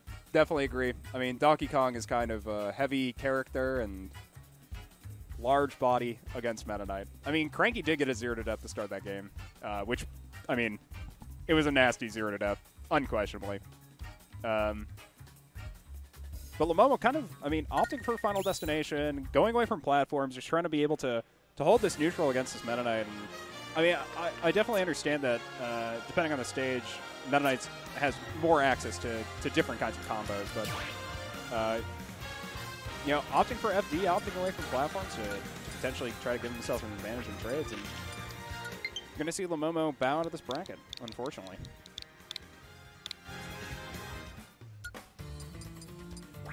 But ooh, what we got on stream? Oh, we're going to get Robweezus and Gwishin. So Robweezus is the player I lost against in Losers. He's definitely a guy who I would now call a homie because we had a really funny set where I just screamed the entire time because I'm a degenerate. But he plays Steve, so we're going to be getting to see some Steve today. Well, Enderman, I suppose. And it looks like Gwishin's going to be playing the Sephiroth, which I know Gwishin plays a few... Oh, I'm going to swap that. I know Gwishin plays a few characters, so seeing the Sephiroth come out against the Steve, I'm kind of interested in what he's thinking in terms of this matchup, but already into this. I mean, Steve just trading up close, using all his tools, and now holding the left side of the stage with this TNT. And I mean, when I played against Robweezus, it was a close set, but definitely a lot. He was doing a lot of funny stuff with Steve. Steve can do a lot of really funny things, so. Oh, and he's reading so many spot dodges and down smashes and catching the 2-frame with the TNT. Again, that's so much percent here. But this is Angel. This is Angel for Gwishin. It's 80% on Robweezus, so and that's a big hitbox in the air. So let's see if Robweezus is able to close out the stock. But for now, Gwishin is going to be looking at extra credit here. 18% from one hit. Robweezus just farming up, looking for this iron, looking for diamond, just to guarantee a kill setup, I would probably say. But that block giving a really weird... Oh, he gets the diamond. Big. He got lots of iron as well. I mean, he's basically got his full meter when you consider how Steve kind of works as a character. And that's going to be the first stock. The slower this game plays, I think it favors Robweezus more. I mean, Sephiroth is definitely a character here you're going to have to respect at high percents, and even mid percents if he's willing to pressure you. But if Steve can kind of get his grubby little mitts on materials, he can kind of do a lot. 40% off 2 hits, but I mean, so far, Gwishin really holding this advantage very well. Catch-up landing with the F-tilt there, not going for the full projectile. He's got the danger button in the middle of the stage. Forcing Gwishin to land or else taking the danger button hit. I mean, now we're pretty close to just being even. I mean, Robweezus about 60% behind, but oh, that'll be a kill off the top, but Now, I mean, this is huge for Gwishin. Any sort of stock advantage, any sort of percent trades are just massive. So 60% off of 4 hits there is so huge, and just pushing the lead even more.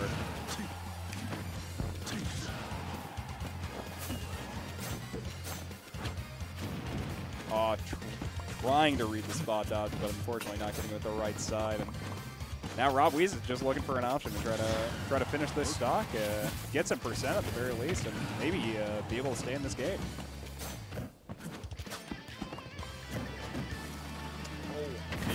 Nice conversion there, a little bit of a conversion. But Robweezus is looking low on materials.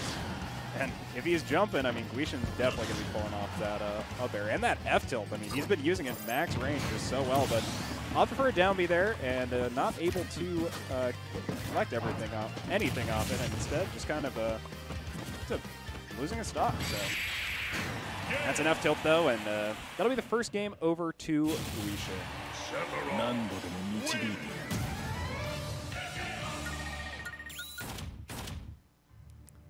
But this matchup definitely seems pretty difficult for Steve. You kind of just have to be able to wall out, give yourself time to get your projectiles, get your setups in with your TNT, your blocks, kind of depending on the character you're playing against. So he was doing pretty well on his first stock, but we're going to be getting into the game too. Looking like we're playing on small battlefield again. I was playing against Robweezus earlier. He prefers playing on small battlefield, but I don't know how good it's going to be against the Sephiroth. But trying to go for the danger button in the middle of the stage. But,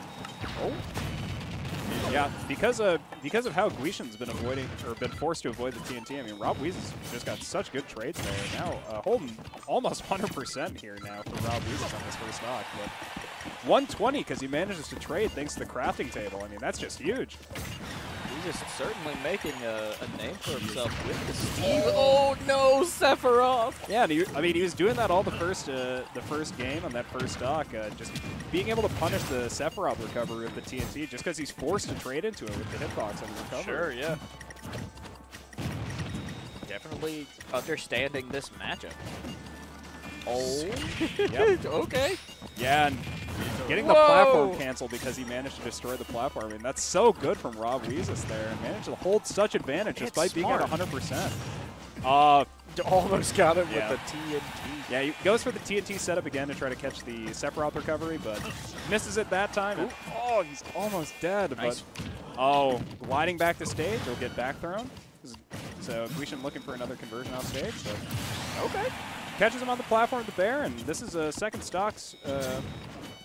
Gwishin at 90% with Angel, so he's going to do a lot of damage, but he is very behind. 90% is pretty significant. You definitely have to pull a rabbit out of his hat for this one, but you know, not completely out of the park. Back throw. Dodging in. I mean, Robweezus has been going for these spot dodge reads so often with the down smash, but not able to come up with anything.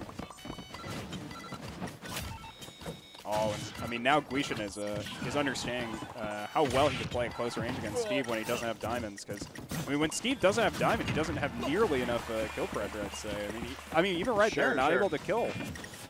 Can get a lot of but run out of jumps.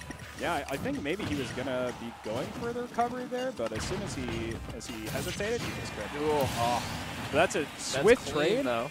Yeah, I mean that's because of how long that stock went on. I mean, Steve is not a super heavy character. If he takes trades like that, he is very exploitable. So taking that stock very well, and now we're on to this last stock. This potential last game for both these players in this bracket. Well, this is best of 5 because we are in. Where are we at? Or no, maybe not. Oh, what? Are we? Oh, this is top 8. No, this is top 8, isn't it? Tactac said that it was earlier, but it also kind of... Yeah, no, it is top 8. No, okay. Yeah. So this is probably going to be best 3 of 5. So we've got another game of this at least. Yeah. Oh, Robweezus taking it. Robweezus. Yo, let's go. Yeah, I got to gas the homie. BonDUDE here hyping up the guy who took him out.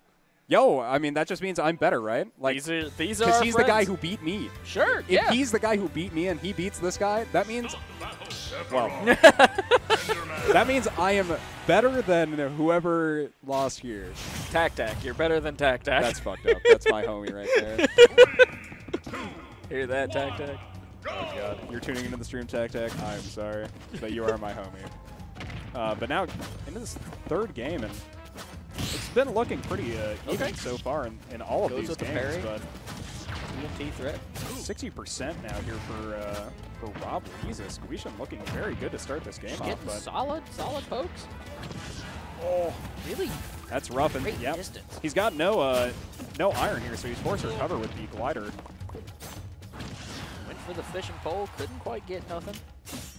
Yeah, and that was all of his iron he used there with that minecart. So I mean, this is very scary for Rob. He's got to find a way to get materials and find a way into this game. Oh, I mean, you could have just gone for an F smash there. Oh man, he would have died. No. Oh, going for projectile. Oh, yep. Gwishin capping one out. This game really looking all Gwishin so far. Rob going for the stone again, but he's got to be able to find these close trades. You got some Robweezus hype in the chat? It's definitely not you. Robweezus hype. Let's go.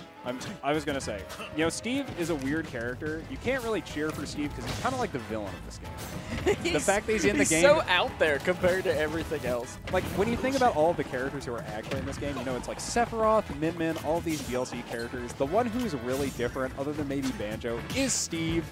Yeah. One of his ults literally being a demon. Yep. From Minecraft. Oh wow. Wow. I mean, that was really solid. That stock all Gwishin.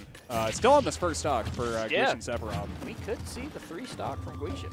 Yeah, potentially. I mean, this game definitely looking more dominant than pretty much any other we've seen in this set.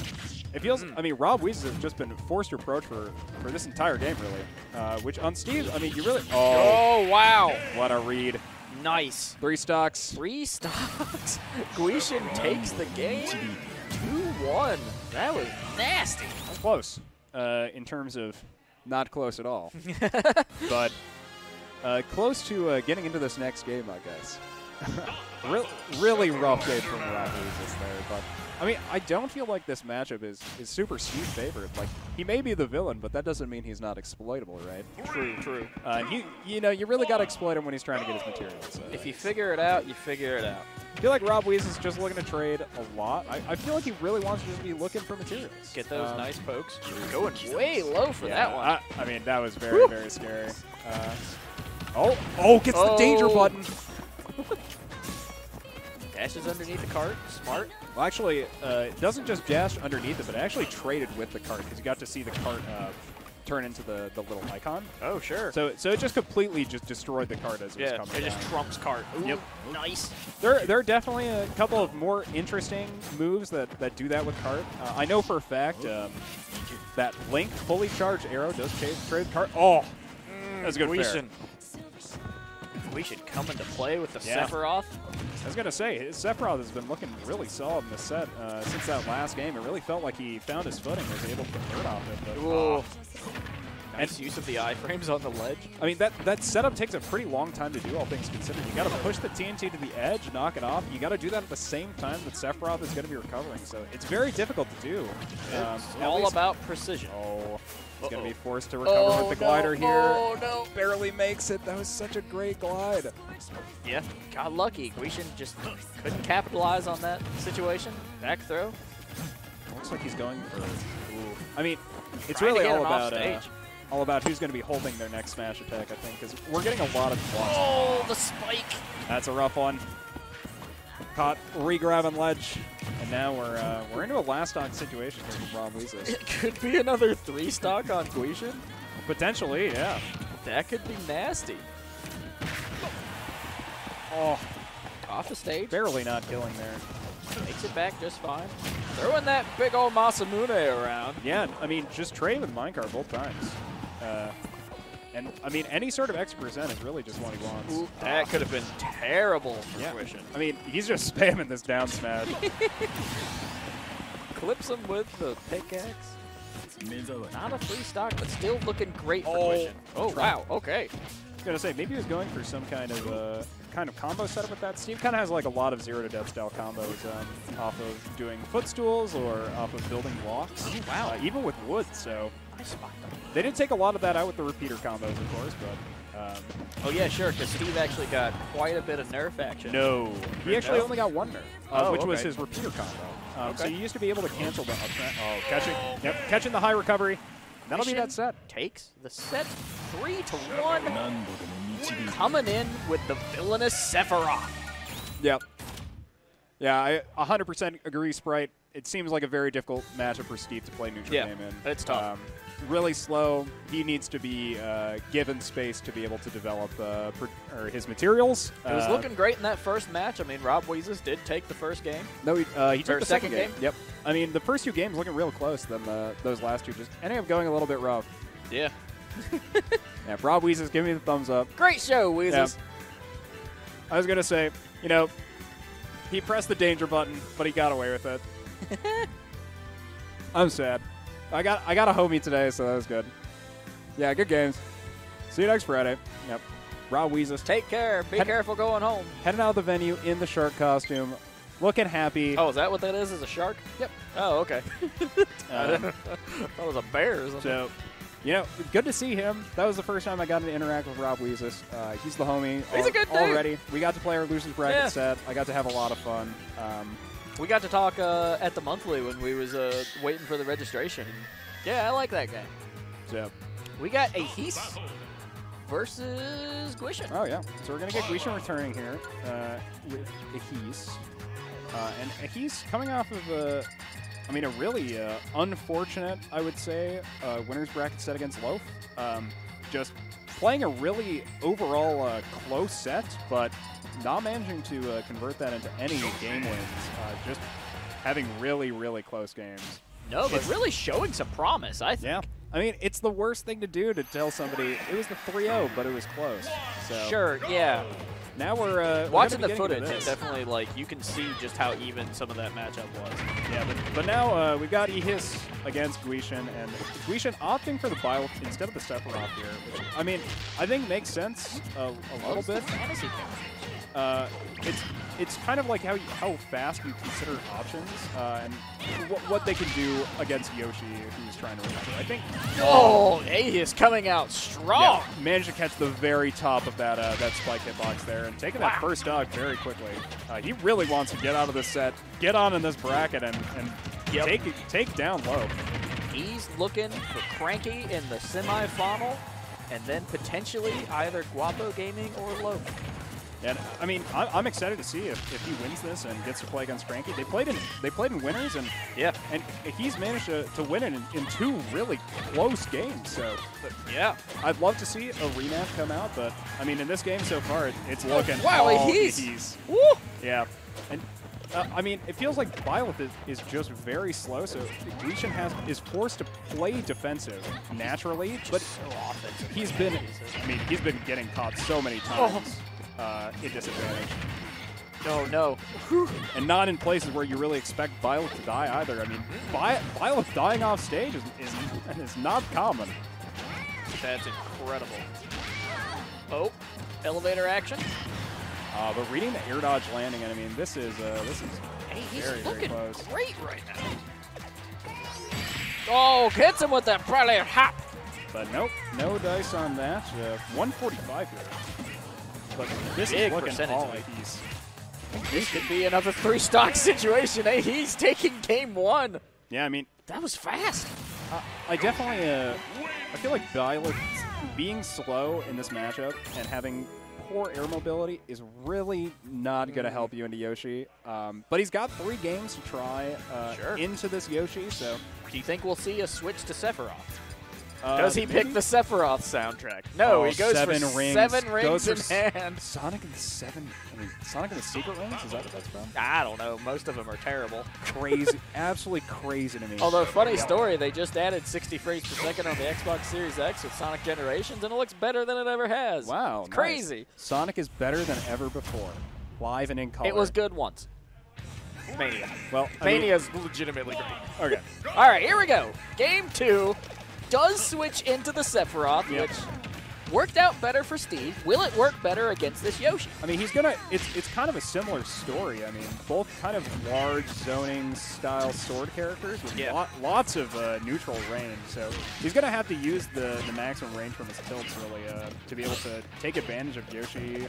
But the question may rely on how comfortable Gwishin is with either character. Yeah, well, I mean, we've only seen Ehis play this Yoshi, so clearly very confident. One Winged Angel is out, but he's up in the air. Hits him with the great range of the Masamune. And now, I mean, this is looking very solid for Sephiroth. As soon as the game starts getting a little bit slower, it feels like he has a lot more agency.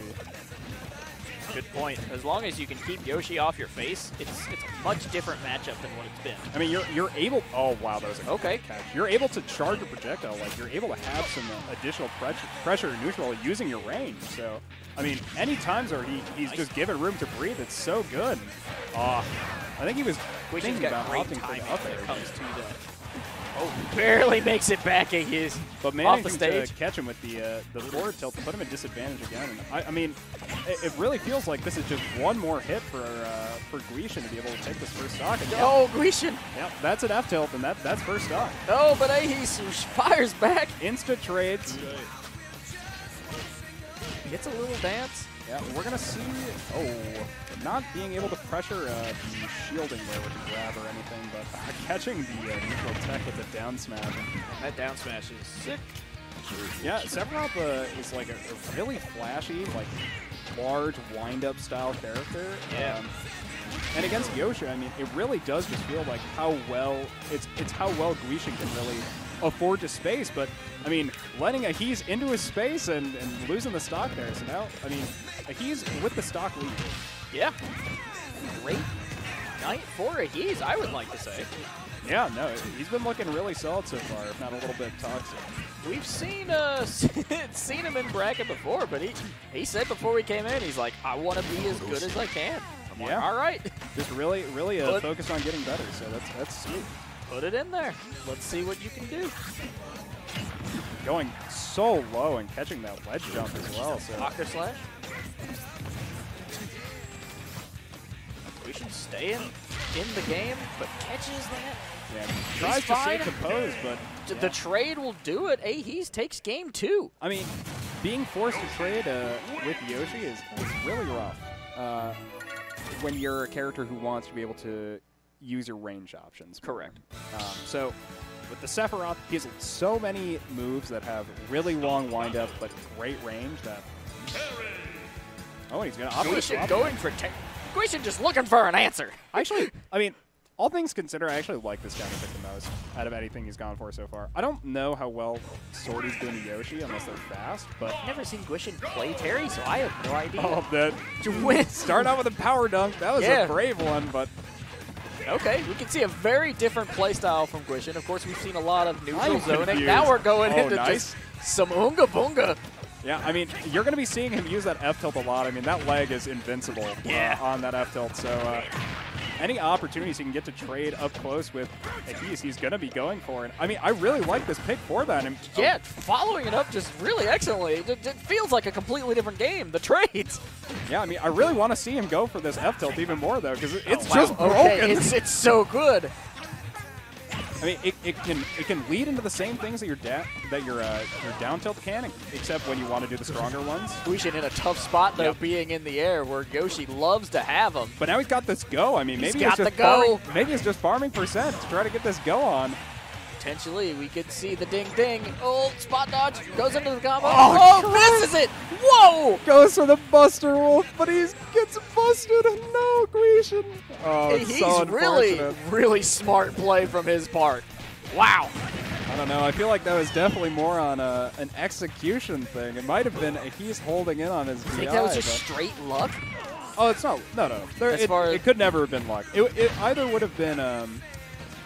Well, it could have been luck in the idea of like he just like missed, a misinput or whatever. No. I'm pretty sure he just held in the entire time, and Gwishin was forced to go for a B there. But catch him with the dash attack, and now it's almost, 30% for Gwishin on this second stock, and he's going to be forced into disadvantage. But Gwishin putting on the Fatal Fury, but unfortunately catching a lot of these just aerials. Dash attack.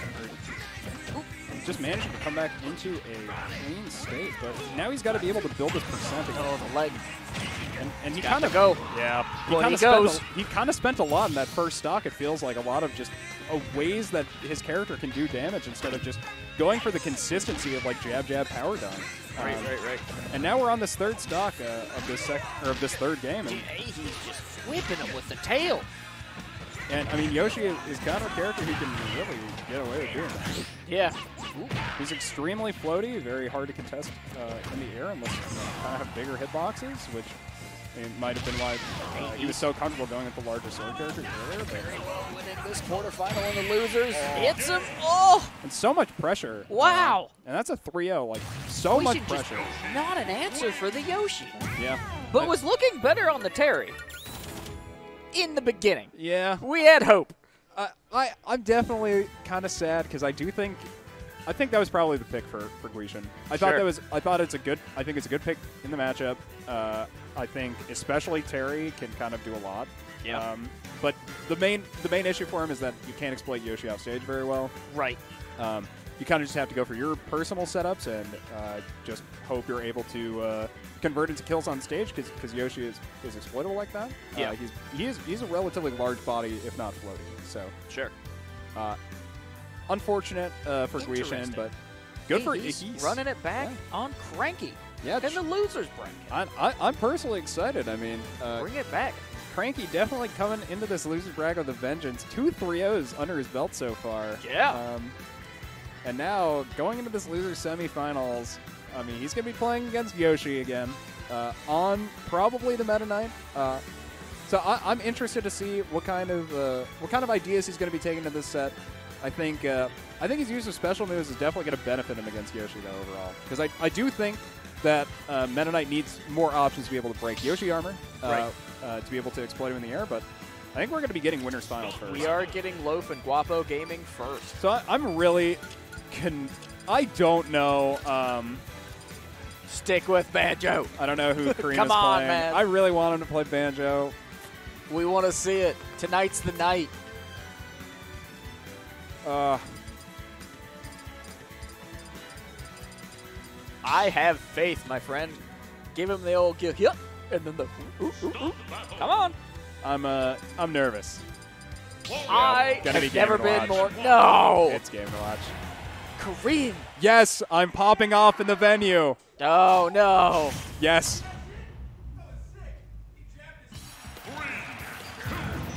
Oh. I wanted the Banjo. Yo. Let's get into this game, Ben. Here we go. Let's Wario go. versus Game & Watch. Yeah. I mean, Game & Watch. Loaf on the Wario, Guapo on the Game & Watch. I mean, this is pretty standard. I mean, both these characters.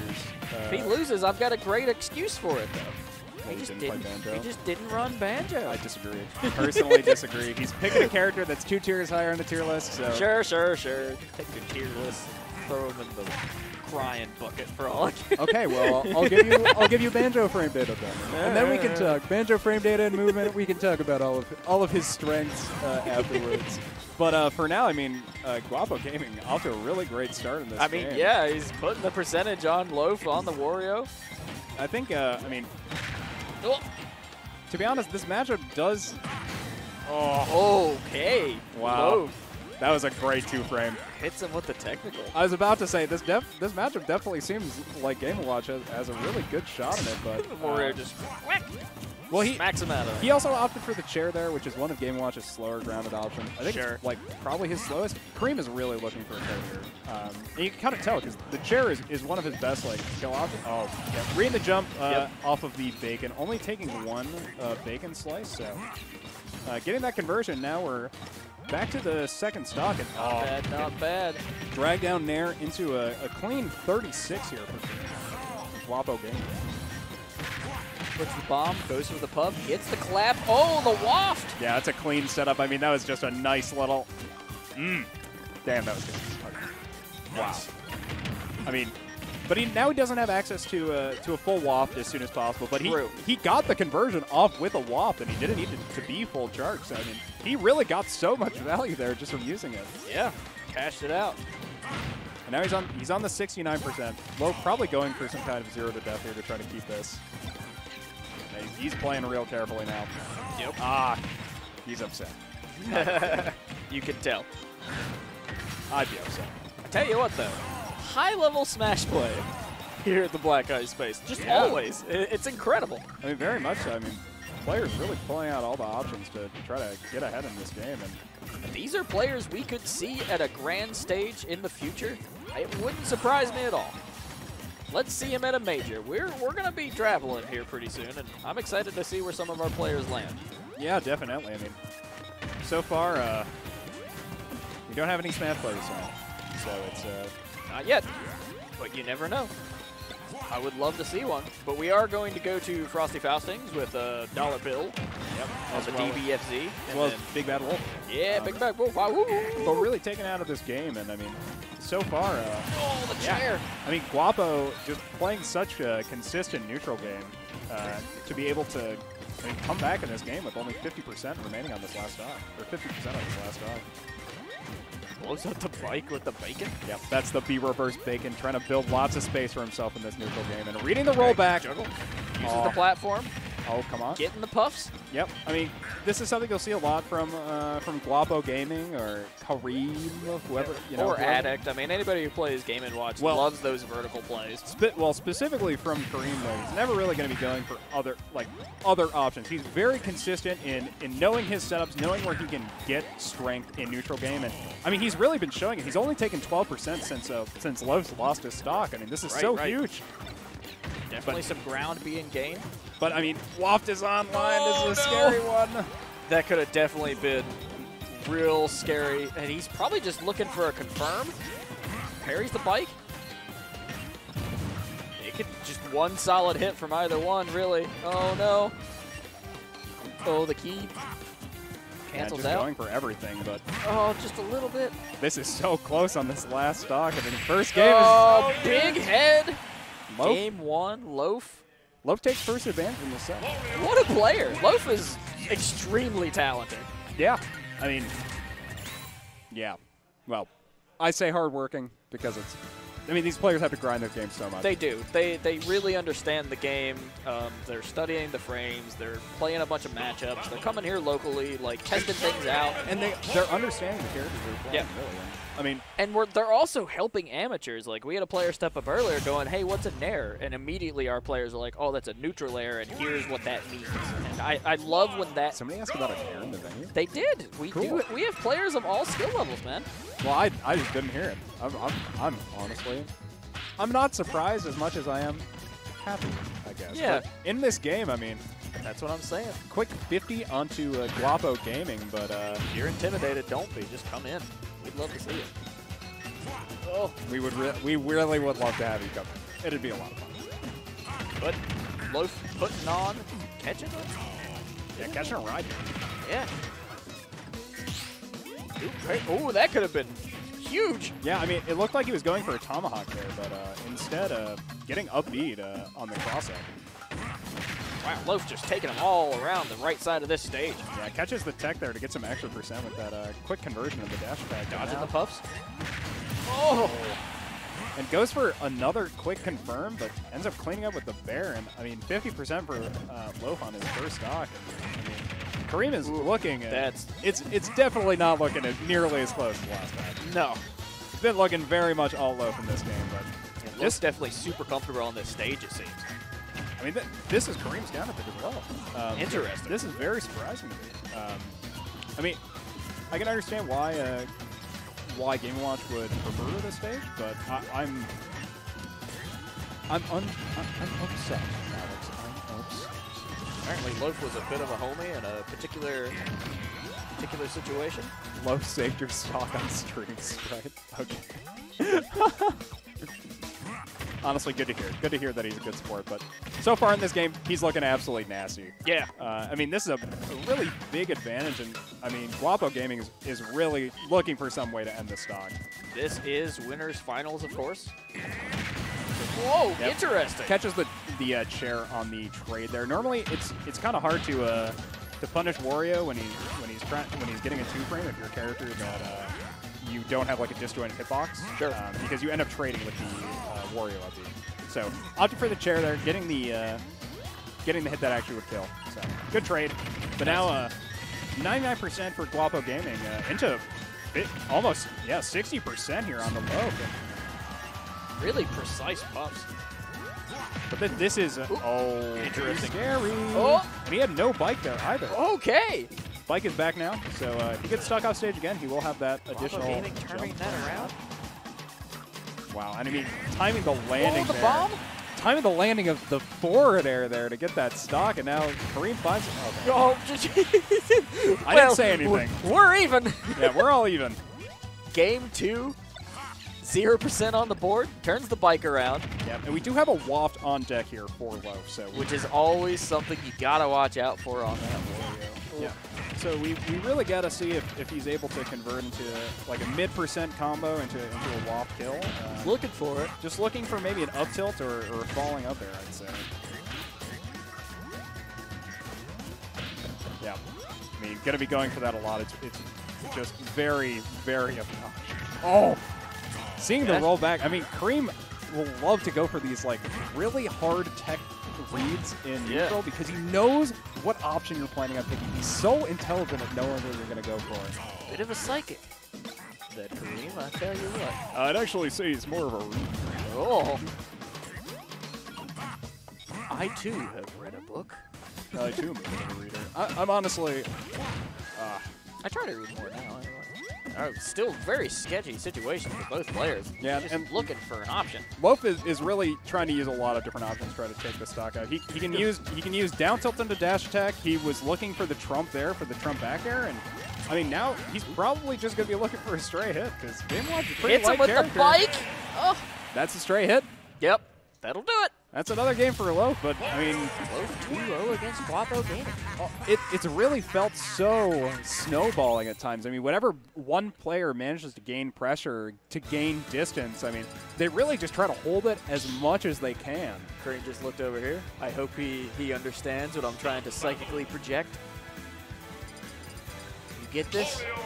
You know the answer? That's the wrong answer, my friend. Banjo. Don't play Banjo. Don't play Banjo, Kareem. Kareem, don't do it. Don't do it. Ah, Into game 3. one of these days. One of these days. I think it's not better into Wario because you can up B out of shield this game and watch. And Sure. Come on. But into this third game, and yeah, quick percentage trade, and Up B, went for a second one. No punish there. what is going on? Guapo missed that opportunity. Spot dodged away from the pump. Oh, but catching him with the bomb there. That was slick. And then shield through the bike. And both players just trading stray hits to get all this percent. I mean, Yeah. it's really like very non-committal so far. But that was a very committal option, all things considered. 50% here in disadvantage for Guapo Gaming. Oh, and the bike thrown up, and now it's even percents here. And this is not favorable for Game & Watch. You want to be trading favorably. You want to be as uninteractive as possible. Because your Game & Watch, that's a first stock. Rush.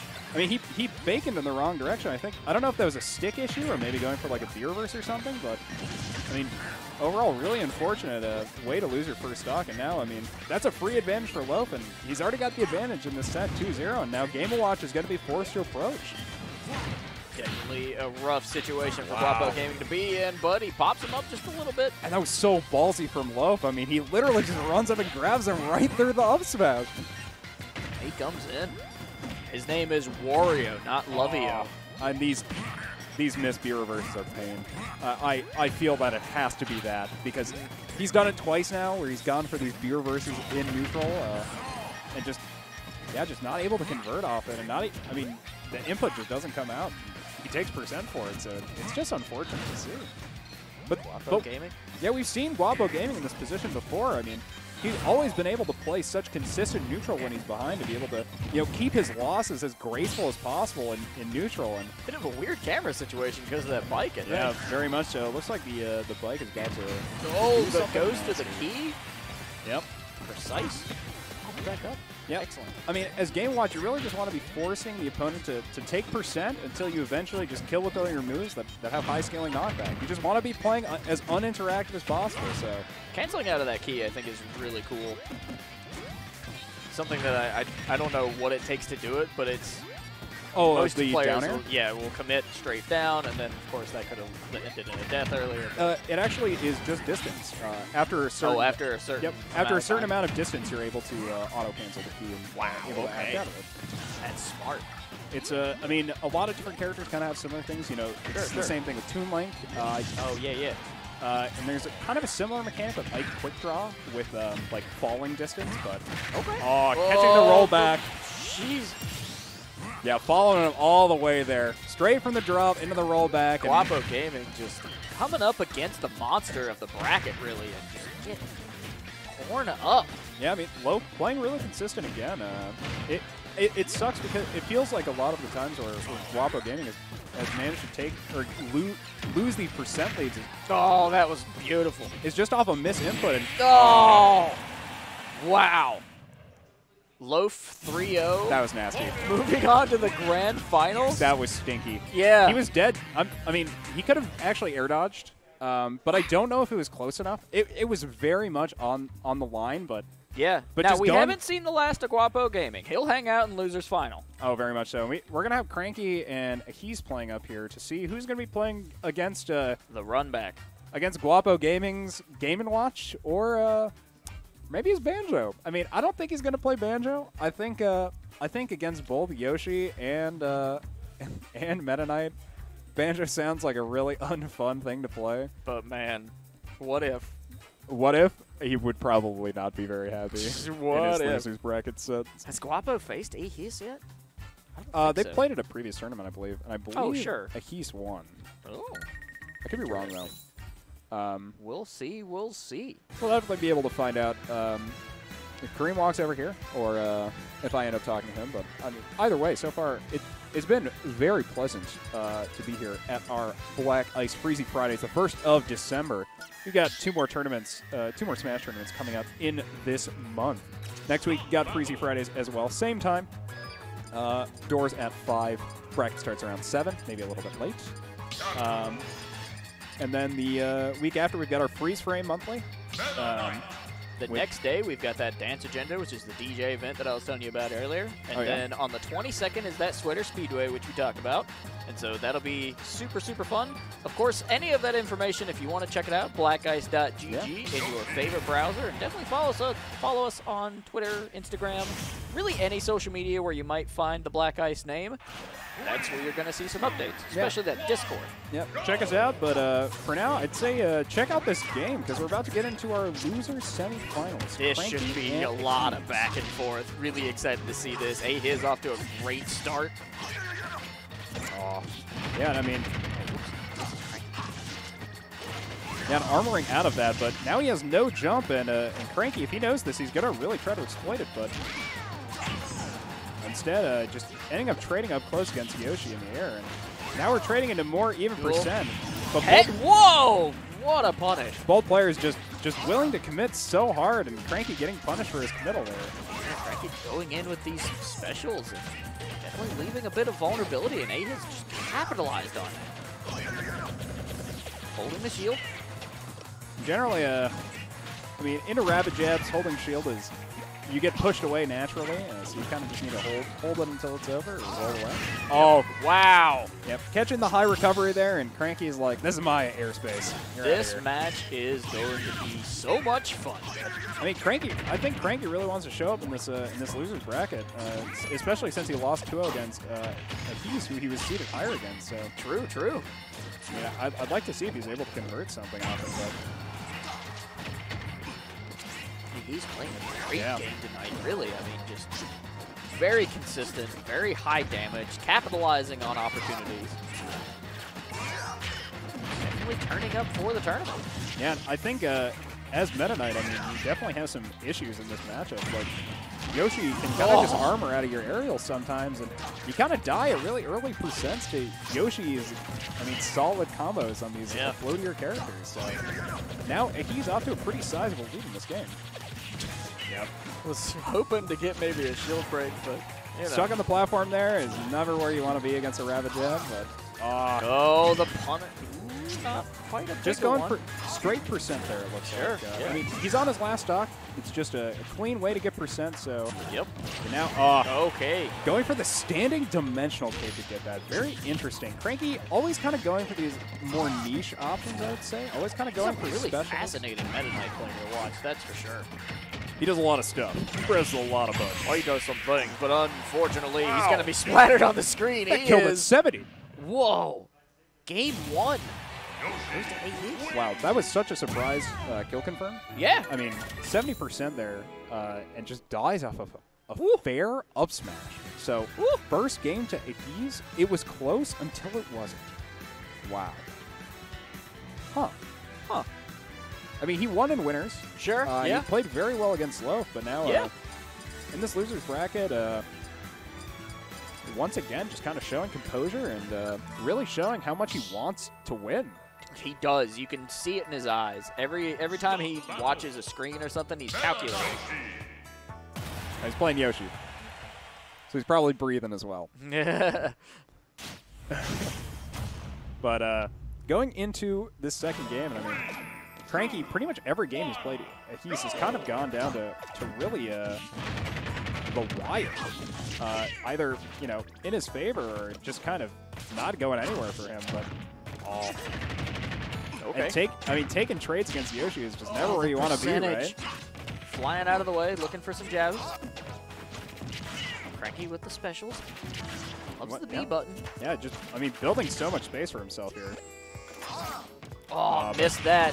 Oh, takes one on the chin for it. And he's just kind of going for it. I mean, Cranky looking to get back to this ledge, but unfortunately, I mean, Ehis is just so solid at placing these spares. Yeah, Yoshi face right there is enough to do it.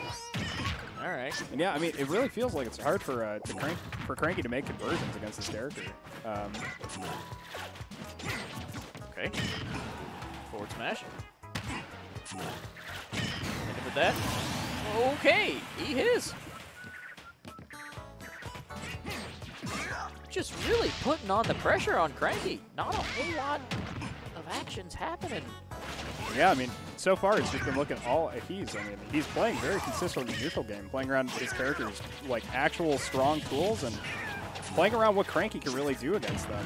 Yeah, looking for the 3-stock. A little bit of swag in the bracket. I mean, Meta Knight is not a character with particularly great anti-airs when they're close. Like, all right. Taking a stock takes there. Stock.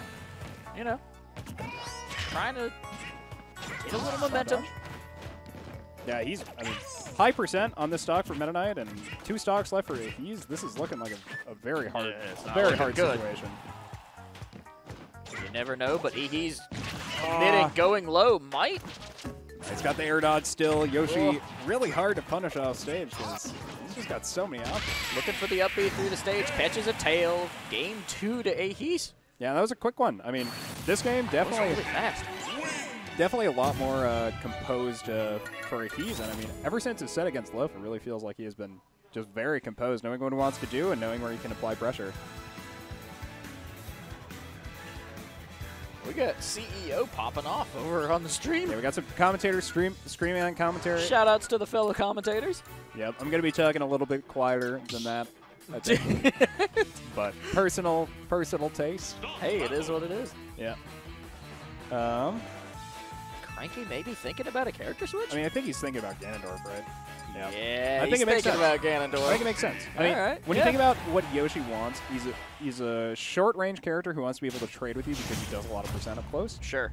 You're playing against a heavy character now. If you do that, you're going to blow up. You're going to take an armor fist to the face. And Cranky loves just pressing buttons, so I'm excited to see what he's going for. Cranky on the Ganondorf. Yeah, and he's starting this game off very strong in a Yoshi-style way, you know, immediately jumping out of Cranky's combo with the armor on his double jump. And now, I mean, I'd say already way more even than the previous games in terms of just Cranky's positioning, but if he keeps going for these F smashes, he's going to keep getting stuck. So he's really...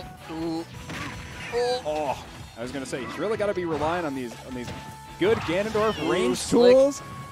The up smash with the sword. Oh my god. Just misses the forward smash, catches one on his own. Yeah, and, I mean, already just a very explosive game, but this is already looking way better for Cranky in terms of what he wants to be able to do. Cranky went for the parry into the up smash, couldn't capitalize. We're off the stage is not a great place for Ganondorf to be. Very much so, and now, I mean, Cranky really wants to be able to seal the stock, but he can't find a way in. I mean, Ehis is just is challenging him at every situation where he would need a spot dodge, and finds his way back in with the Wizard's Foot. Okay. Kicks the egg. Ooh. This could be big. I mean, I think he's just looking for a way to kill, so he could be looking at F-tilt, smash attack. I mean, even a Wizard's Foot at 150, I think would definitely kill. Yep, he went for it. Not really enough range. I wish he didn't listen to me there. And going for more options, but I mean, counter. Oh.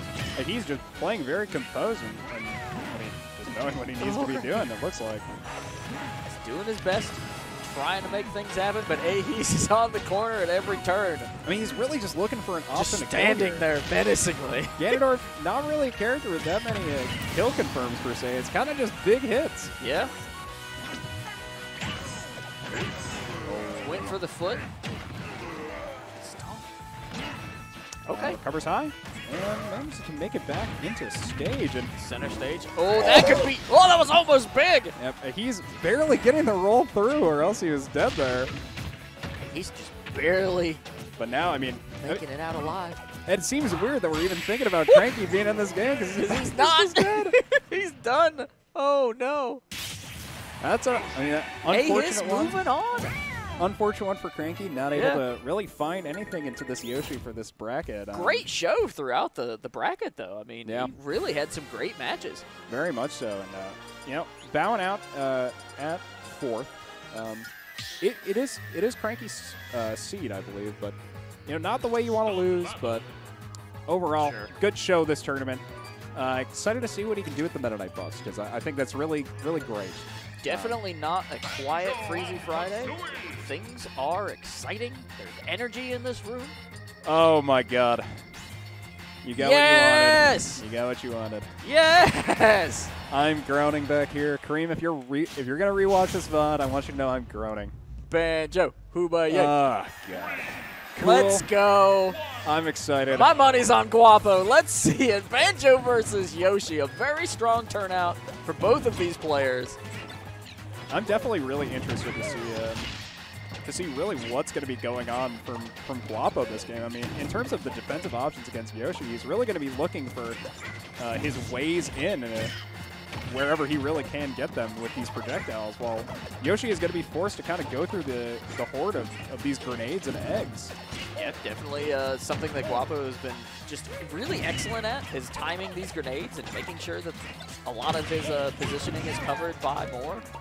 Trades there. Definitely not a place you want to be, though, in the air with Yoshi. Very much so. Keeping those eggs. He's like, all right, I'm on the left, you're on the right. In between us, eggs. And I mean, as long as Guapo Gaming has higher percent, I mean, he is technically forced to approach, and he knows this. So he's not being afraid to actually throw out aggressive options, because he knows he has to start getting stocks to be able to camp. True. Definitely. Great job, but catches that. Yeah, catches the egg gun. And now we're on a stock too, and I mean, it sucks because, you know, as Banjo, you really want to be able to find ways to use your Wonder Wings. Sure. 5 of them, so, you know, it's almost so balanced.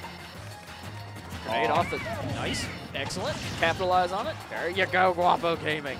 Yeah, I mean, he's really looking for a way to clear this stock now. I mean, Yoshi at 140, you really want to just be able to put stock on it, put percent on other stock. Put the dinosaur in the hole like in Super Mario World. Oh, but he goes down! And getting caught there. He's just really doing an excellent job with those spikes here recently, right off the edge of the stage. Yeah, I mean, Yoshi's spike is a pretty thick hitbox, but Guapo managed to find his way out of disadvantage with these grenades still.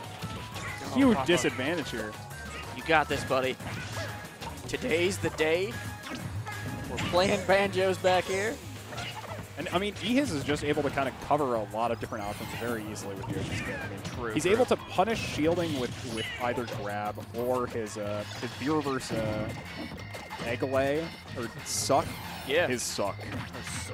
but also just really heavily pressure shield with like down air as well as his high shield percentage options. Going for the grenade. Oh, the grenade comes back though. Gets stuffed. Wonderwing. Oh, Okay. trying to clip him there, but no dice, and we're still in disadvantage. Just for want Guapo. to fight on the side of the stage. Guapo Gaming losing the first game. Ehis taking it. And I'm groaning, mostly just because I don't like this matchup. You can for tell, though, that Bando- Ehis from is Bando. having a great time. I can see him from here. He's, like, smiling and laughing. If he's winning, I'm sure he's having That's a great a good time. day for him. Yeah. I mean, when you're looking at Guapo Gaming's options here, though, Nah, he's going for the Game & Watch. Game Watch makes a lot more sense. All right. You've got the up I'll out give shield. you that one. Sure. Well, it just makes more sense in pretty much every aspect. You can Yeah, clip, you're right. You can clip Yoshi off stage way easier. He picked the green, though, to match him at least. I don't like that sort of matching. I want hatred in this matchup. Both these characters are just. Listen, if you're on Twitter, you're complaining about these characters pretty much guaranteed. It's either these or Luigi. So, already into the second game though. Okay, And Guapo putting some damage on the board. that's a lot of percent here. Just keeping Yoshi in the air. Don't touch the ground. My ground. This is for Game & Watch. And he really just wants to be forcing Yoshi to have to approach into this because there aren't really many options that Yoshi has into up B out of shield, all things considered. You just get hit with it. What do you do after that? That's the question. You have to be able to space your aerials properly on shield, and your opponent has to really respect how much or how long your hitboxes linger for. Sure. Because Yoshi does have some very long-lasting hitboxes and some really solid multi-hits at being able to kind of keep you guessing at where you need to be dropping your shield to be able to punish. Guapo Gaming definitely looking so much better in this matchup. I mean, on his counter pick, he's just managed to keep did Yoshi in disadvantage the entire time. And he picked the banjo for the content. I respect it. yeah, you got the content banjo, but I mean, now we're into the real boys game. He's picking the Game & Watch, going up 2 tiers, Oh, boy. getting the first stock. Let's see where things end up. Is the key? Neutral air? Ooh. I mean, so far in this game, I mean, Spacing. it's very, very difficult for Ehis to be playing the game. He's going to be forced to approach Game & Watch as long as he's in the percentage disadvantage, and you've got to just jump on top of up behind his shield. you just eat it every time. Yeah, just eat the parachute for lots of percent, and it's kind of just the formula. Sure, yeah. This character is not interactive. No, Guapo is definitely playing a calculated game now. Playing a non-interactive game plan. It's very good because he's playing Game & Watch. Hey, if it works, wins bracket, wins you $1.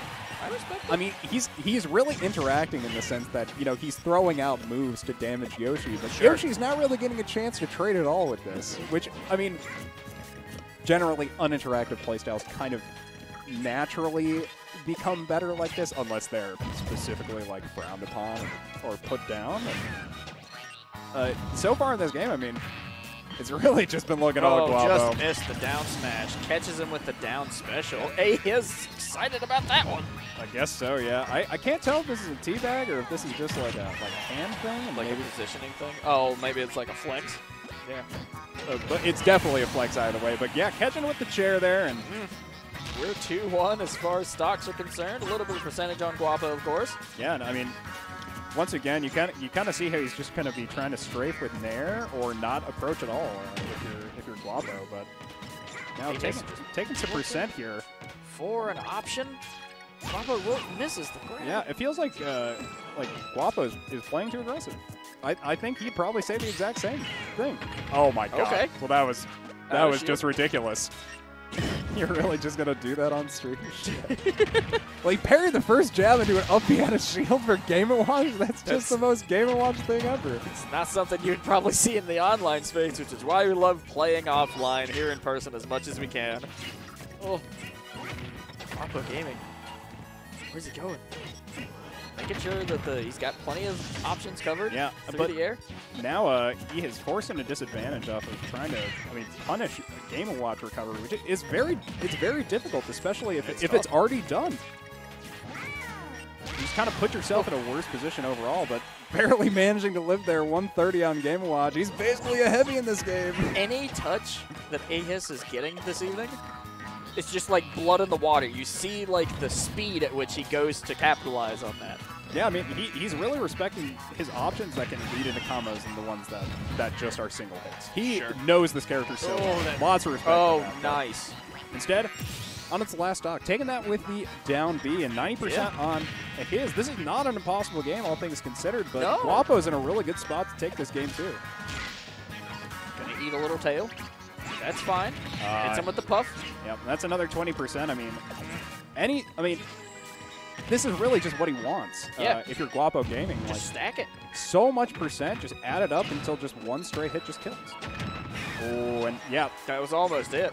There's so many times where Ehis just wants to be able to trade aerials with Game & Watch, but you're not allowed. Game & Watch's Guapo was fishing for a B out of shield again. You could tell. But as the percent gets higher, it gets scarier and scarier because Game & Watch can die at 60. Like, this is kill percent. Chair? Oh. Chair kills off the stage. Gaming evens the board. We're 1-1. A gasp of breath exits everyone watching this game in the venue. True. Everybody's just like, oh, I can breathe again. They know that.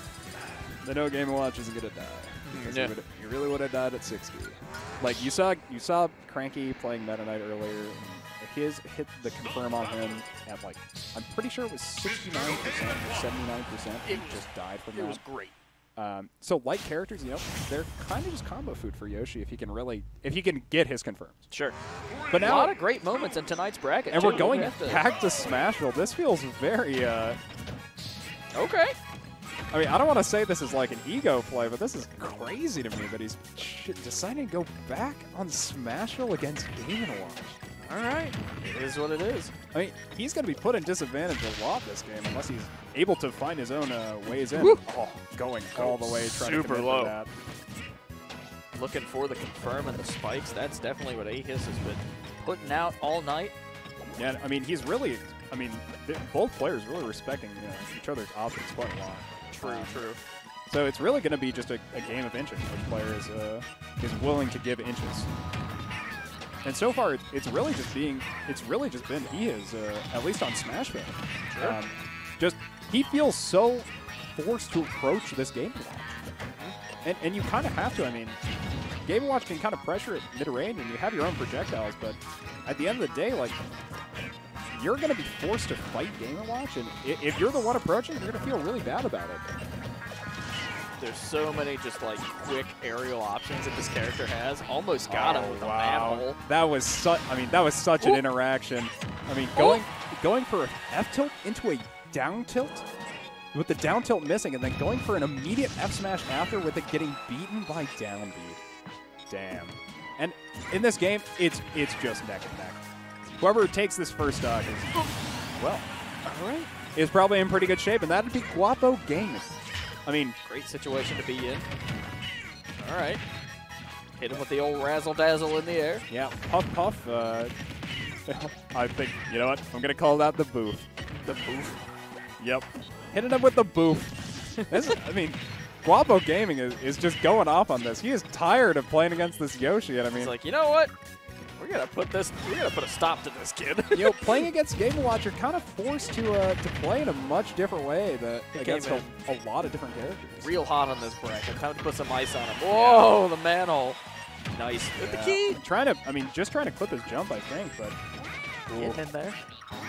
Guapo Gaming definitely played a lot more aggressive than he was. Here we go. Yeah, I mean, he's a full stock ahead, and with high percent on Yoshi, I mean, he's feeling pretty good about just engaging. Slightly different positioning that could have been detrimental for Guapo. And he'll heal off the Nair. I mean, just trading it up with Game Watch, and it kind of gets you there.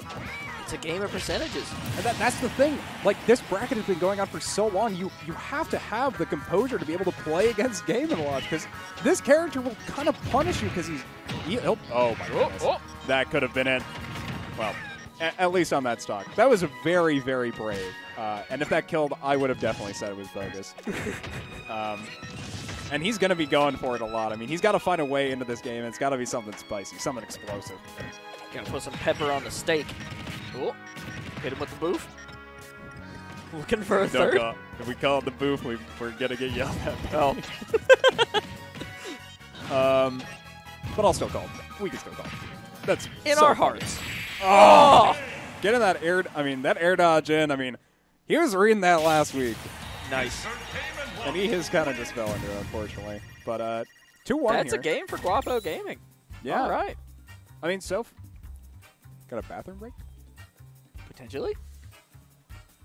Quiet in the venue. I think it was a bathroom break, but I mean, so far, kind of how I expected in terms of the Game & Watch game going. I think that the matchup is obviously favorable for Game & Watch. Like we kind of saw. I mean, it's working. I think Ehis has been playing like really composed this entire bracket. I think which so as well. I think is like to his credit because he did not come in here as like the first or even the 4th seed. Like he is clearly outplacing his seed right now, and he's doing a good job. A great night for Ehis, regardless on where he falls. I think this evening. But I think one of the biggest places where he's kind of come down to it is in this set specifically. It's really felt like a lot of loss of composure in those previous games. I feel like when he played Loaf, he was so composed, and Loaf just managed to take it when it was just these skill check moments. Yeah. Where he just knew either a little bit more about the game or was, I mean, willing to trade where Ehis felt like he was safe. Right, right. But in this set, I mean, that first game, it was Banjo, and Ehis kind of just held it the entire game. But as soon as we switch to Game & Watch on the Smashville, completely different situation. Like, these disjointed hitboxes, they cover so much airspace. And Yoshi, he really wants to be able to use his aerial pressure. He has great aerial mobility, really great aerials, and he wants to be able to get these combos off. But to start a combo against Game & Watch, you got to contest up B at a shield or try to contest one of his aerials. And that's never where you want to be against Game & Watch. No, this guy's got situation. When you're training with Game & Watch, this guy's got the grubbiest hands around. He's going to grab you. Well, not Little literally gremlin grab fingers. you. He's going to hit you with the turtle, hit you with the fishbowl, hit you with the boof, hit you with the key. We got to stop that. Here we go. It's not that bad. It'll get legalized around here eventually. Oh, yeah, for sure. All right, we're going back into it. Song choice. Battle Team Galactic. That's a bop. All right. Yeah. I respect that. I was going to say, personally, I always opt for the for Cynthia. Oh. See, my favorite Pokemon. Nah, bro. Nah, KK bro. Slider. So, this is... I can't believe they're We're playing going a back to Smashville the game. stage. This Oh, my is goodness. so bizarre to me. All right, let's see it. So, like, Ehis, Guapo Gaming. I guess I mean, neither player really benefits from a larger stage. It's really just platforms, I'd like to think. Ooh, nice start from Ehis. 70 from 3, 90. Ooh. Yeah, I mean, getting his composure back over that quick break. The dude just had to take a quick trip to the boys' room, man. Take a quick timeout. Oh, I mean, kind of icing out here. But I mean, Guapo Gaming, he's gonna be forced to approach now at a higher percent. No punish on the missed up beat. All right. Wow. Okay. Yeah. First early stock from Ehis. That's good. I mean, managing to find his composure in this game 4 is super important if he wants to be able to stay in this bracket. Yeah. And of course, the big titan waiting at the end of that bracket is Loaf on the Wario, which could be quite the challenge. I'm shocked, to be honest, at this quick turnaround. Because those last 2 games, those are really rough for Ehis. Yeah. If you're an Ehis fan and you watch those last 2 games, that's unfortunate. That hurts. But this game, I mean, on the same stage, pulling out so much, just starting off with a huge conversion and managed to snowball off it until 80% on the second stock. Just needed a second or two to think about things, and things are starting to turn around in his favor. And you just needed a second to breathe. Sometimes against Game & Watch, you can really get in your own head where it's just like, God, I have to play against Game & Watch. But now, I mean, Guapo Gaming, of course. Yep. Putting on the percent. Ooh, trade. And that's good for Yoshi. I mean, he's a full stock up now. Yeah. Great position to be in for Ehis. Yeah, very much so. Missing the conversion off of the up the at a shield. Both players playing really fast in this set. Keep hitting him with the neutral. Yeah, and I mean, yeah, he just has to wait for Guapo Gaming to approach. And Game & Watch is not a character that approaches that well, but already just doing so much percent. Oh, wow. I mean, getting such great hits in, and it's all Guapo Gaming great now, lateral baby. movement. The chair. It's all Guapo Gaming now. Wow. All right, we'll Going. Oh, wow. Okay, he's taking game 4. Yeah. We're tied. I was going to say. That one broke my brain. Holy shrimp. That was a quick turnaround. It went from a trade into all Guapo gaming into one hit from Ehis at 50%, and Guapo goes down. Just dunks him. So we're going to be on to game 5. Nasty. And I mean, this has been so close between these two players. Just going neck and neck pretty much every He game. is just really turning up today. Wow. Well, actually, is it though? I mean, he really won one game against Game & Watch. And Sure, yeah. if you're talking to me, you know, Banjo. It's still kind of anyone's game. Yeah, Banjo's a character, so this is but yeah, this is all Guapo gaming currently. Oh, almost saw the chair again. 107% here, and he's going to be looking for a chair to finish. Well, there it was. Give him a chair. Yep, and I personally know Cream is a weird guy because he goes for boost chair, which I think makes sense. Like, it's good, but it is just weird to me that is an option that Game & Watch can really opt for, especially in these trying to convert off bacon, because you really want the extra distance to make sure that you can get that tipper chair. Yep. But yeah, also great lasting and great knockback, and that's going to be the first stock there for Guapo Gaming. Whoever wins this goes on to face Loaf in the grand final. Yeah, I mean, if you're Guapo Gaming, you know, you threw, I don't want to say you threw a game away, but you played a game of Banjo this set, but your Game & Watch is really where your strength has been, so. Yeah. I mean, he really just put on a great show with Banjo, though. You got to give it to him. Oh, yeah, I mean, definitely. I love watching Cream's Banjo play. It's actually just nuts how Cream's he makes Banjo, the character playable. Llomomo's Donkey Kong, and we've got some great players.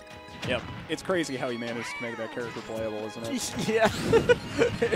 Sheer movement. All these jabs, but that lasted a jab missing. Ooh, wow.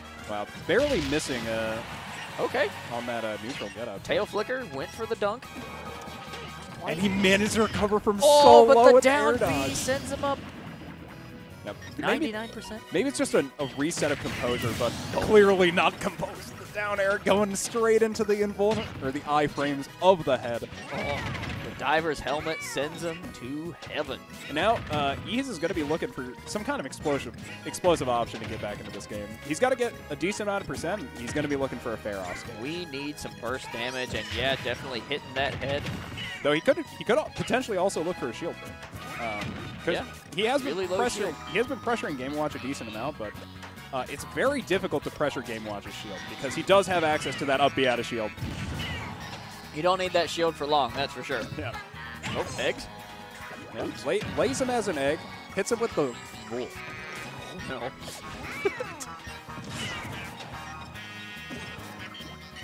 All right. This is the down smash again, but goes for the jabs. Yeah, I mean, he's tried to read that neutral get up twice, and it's just barely missed both times. Ehis. Been the underdog this whole time, man, but the manhole. I think he will be able to recover from this. So. He's okay. And Ehis is not out of this tournament yet. Not quite. You know, this stock, for 86% on Game & Watch, if he takes this, I mean, he needs 2 conversions, and Game & Watch could probably just die against Yoshi with Rage. Yeah, like you were saying earlier, I mean, oh, and there's one. Okay. Oh. Nobody blink. You never know. Oh! I blinked. Oh! Guapo Gaming takes the game going against with Loaf. A steel chair. With a steel chair. But he took it with a bomb. Now that's my other best friend. That's Zach. He's a great person. We got our own thing going on. We got a whole Games Media website, man. We're out here like making schmoves. Making schmovement. Making some sweet schmovement. And Gator hype, let's go. We're going into the finals, baby. Yeah, Guapo Gaming schmoving his way right into this finals against Loaf. And we're going to get to see, hopefully, 2 sets against these players. I mean, in winner's bracket, it was a 3-0. Very convincing win from Loaf. Yeah. Dude, there it is. That's a... Oh, wow. That's so nice. Our community Travis manager came over here with a freaking end table. He actually came over here with a steel chair planning to bean us in. Wouldn't that be amazing? I don't know about amazing, but My life flashed before my eyes, and I said, I did all right. My life flashed before my eyes, and the only thing I thought was, damn, I stuffed so many pumpkins. What? They're just good. They're just tasty. Yeah, I do like a good squash. I don't know about pumpkins, but, you know, here we go. hot Grand pumpkins. finals. Yeah. Guapo Gaming versus Loaf. Loaf on the Wario. Guapo Gaming on Game & Watch. And Guapo Gaming coming from losers, so he's gonna have to take. He is coming from losers. Yeah, he's gonna have to take 2 sets against Loaf to be able to win this bracket. But in this game so far, I mean, already off to a little bit of an advantage, but both players trading pretty evenly so far. The last time Loaf was in the finals was at the monthly, and in that set they went all the way, right down to the last round, losing just barely to Yachty. Yeah, I was gonna say because he wasn't playing against Kareem then, and this is definitely different because before it was the attrition based, the Mega Man and the Snake against Wario, but now we've got 2 characters who just kind of want to go all into the wall against each other, and so far it's been looking all Guapo Gaming, but now I mean Loaf finding a really good way into this game, but Spike explodes. All right, put some distance. Both players looking for an option. Very respectful. yeah, so many of these beer-verse meats or bacons. I wonder if that'll be the key to him winning the set, because it was definitely something he was going for a lot. I would argue that some of that meat set. might be a spam. You get spams and shrimps and bacon. Maybe. I personally wouldn't know his diet or his dietary restrictions at the very least. Oh, going for the chair. Takes the chair. Game Watch at really high percent though. So not a great place. Guapo Game is going to have to do a lot of work to get X percent. Play careful. 24% so far. Doing a great job. Trying to read the bounce up to play. Maybe a jump. Ooh, okay. But 24 is all he's going to be able to get on this stock. And now on to his next stock. And just quick more percent. Able to escape from that Wario combo. But now we've got a full waft online. And it looks like Loaf is going to just be going for any sort of waft setup he can get. So Loaf just really moving incredibly well. Character movements, excellent. yeah, Loaf is really interested in farming right now. Oh, yeah. Here come the beans, but Guapo Gaming. Yeah, he's throwing all the meats. Give him the meats! He has the meats. Oh, no. 150 here on Wario. Wario, very heavy character. At least deceptively heavy character, I would say. Well, Sure. Game & Watch could probably just die at 65. Oh, boy. Okay. Up B, off the ledge. Looking for something. But Loaf just not willing to give an inch on the stock. I mean, he's at 150. He could just die from any sort of stray aerial, but He's fine. Yeah. He's like, you know what? I'm going to take this one. And putting so much pressure just yeah. Shoulder is doing excellent work for him. He's getting a little crawl in action, going for the chomp. Oh, That's big. Neutral getup in that case, yeah. So, especially with Rage, I mean, oh my goodness. Now, I mean, if he loses this one, it's not a terrible situation. well, I mean, Loaf is in a great spot right now. 2 hits, I'd say, into a waft confirmed is just free money. It's That's totally free money. possible. At 170 for Rage, like, this is scary. Really low shield, though. Should be back by now. Yep. Jumps all around to try to refresh that shield. And, 180 on Wario now. Oh, here it comes. Some business. Oh, bike it all the way off stage. Okay, Guapo Gaming splatting them on the screen. It's 190 killing with the Nair, so the Nair killing at 190 rather. But now, I mean, yeah, we're just going to be looking for a waft setup from Loaf, and he's just going to look to close this out. But he's getting in there. He's definitely not slowing down at all. Guapo Gaming is just gonna have to look for a different option. Going for the throw. I'd the key. I'd love to see Guapo Gaming go for hammer, because it's Give him the niner. well, oh, that's good. Oh, waft away. Well, you just need more pressure, I think, because you're not. When you play Game Watch, one of the biggest issues is that you don't really have any great forward-facing combo finishers. Sure. Like, you really like taking people up, and you really like being able to convert into back air, because those are kind of your higher percent and higher knockback options. Sure. But Not really that many for forward because it's mostly just air dodge reads with bomb. And to incentivize people to air dodge when you're looking forward, you kind of are forced to go for hammer in those situations. So I see. you could go maybe for bacon, but I think it might be too slow. It's definitely too over the middle. So I'd be interested to see kind of what Green thinks about that. But for now, into this game too, and this is here comes the applause. Whoa! Look at all Loaf so far. Huge damage. Just when I thought Guapo Gaming was going to put some on, he gets the receiving end of it. Dangerous situation for him. Yeah, very much so. But now trying to find his way back into this neutral game. 100% here on Game Watch. Oh, that's big. Yeah, almost even again. And I mean, that's up just smash attacks. Wow. Game Watch is a cool thing. Oh, wow. Okay. Great bomb drop. He baits that he's planning to do it like an overcommittal option, going for when Loaf loses invincibility and just drops the bomb on him. Not enough to finish it out. But that's okay. Yeah, and going for the trump there as well. Just trying to look for that bear and gets it. Nice. Two excellent players. Back and forth. This is why we come to Black Ice, baby. Yeah, definitely. And I mean, so far they've really been impressing. These games have been really close, albeit, Loaf has won quite a lot. And this is one that we'll have high-quality footage of, hopefully, provided everything goes well. So I'm excited to have that and offer that on our YouTube channel, and it should be really nice. He's going to have a high value for sure. That guy was popping off. Really great moments this weekend. Ooh. Low jab. Short frames. Enough to get things back. Ease. Lots of really close situations. Oh, they're going extra high trying to get down. Hit him with the booty. I mean, now it's still low favor. Oh! It's definitely low favor now. Oh. Full stock lead, and he's got Waft on deck. I mean, he's 2 conversions away from this game being over, potentially. Here it comes. Saying here it comes makes me even more nervous about The it. Scooty Tooties. I don't want to think about it like... I just want to think about it in like the most awkward way to listen to it as possible, which is, God, Loaf wants to fart so bad right now. He wants it. He does just want it. He wants to fart so bad right now. It's building in that big old belly of Wario's. Oh, here it comes. It's actually not building anymore. Well, I mean, It's just sitting there. the potential. It's like, what is it? Potential energy. Yes, exactly. He's building so much potential energy. But Nice. it only can build up a certain amount.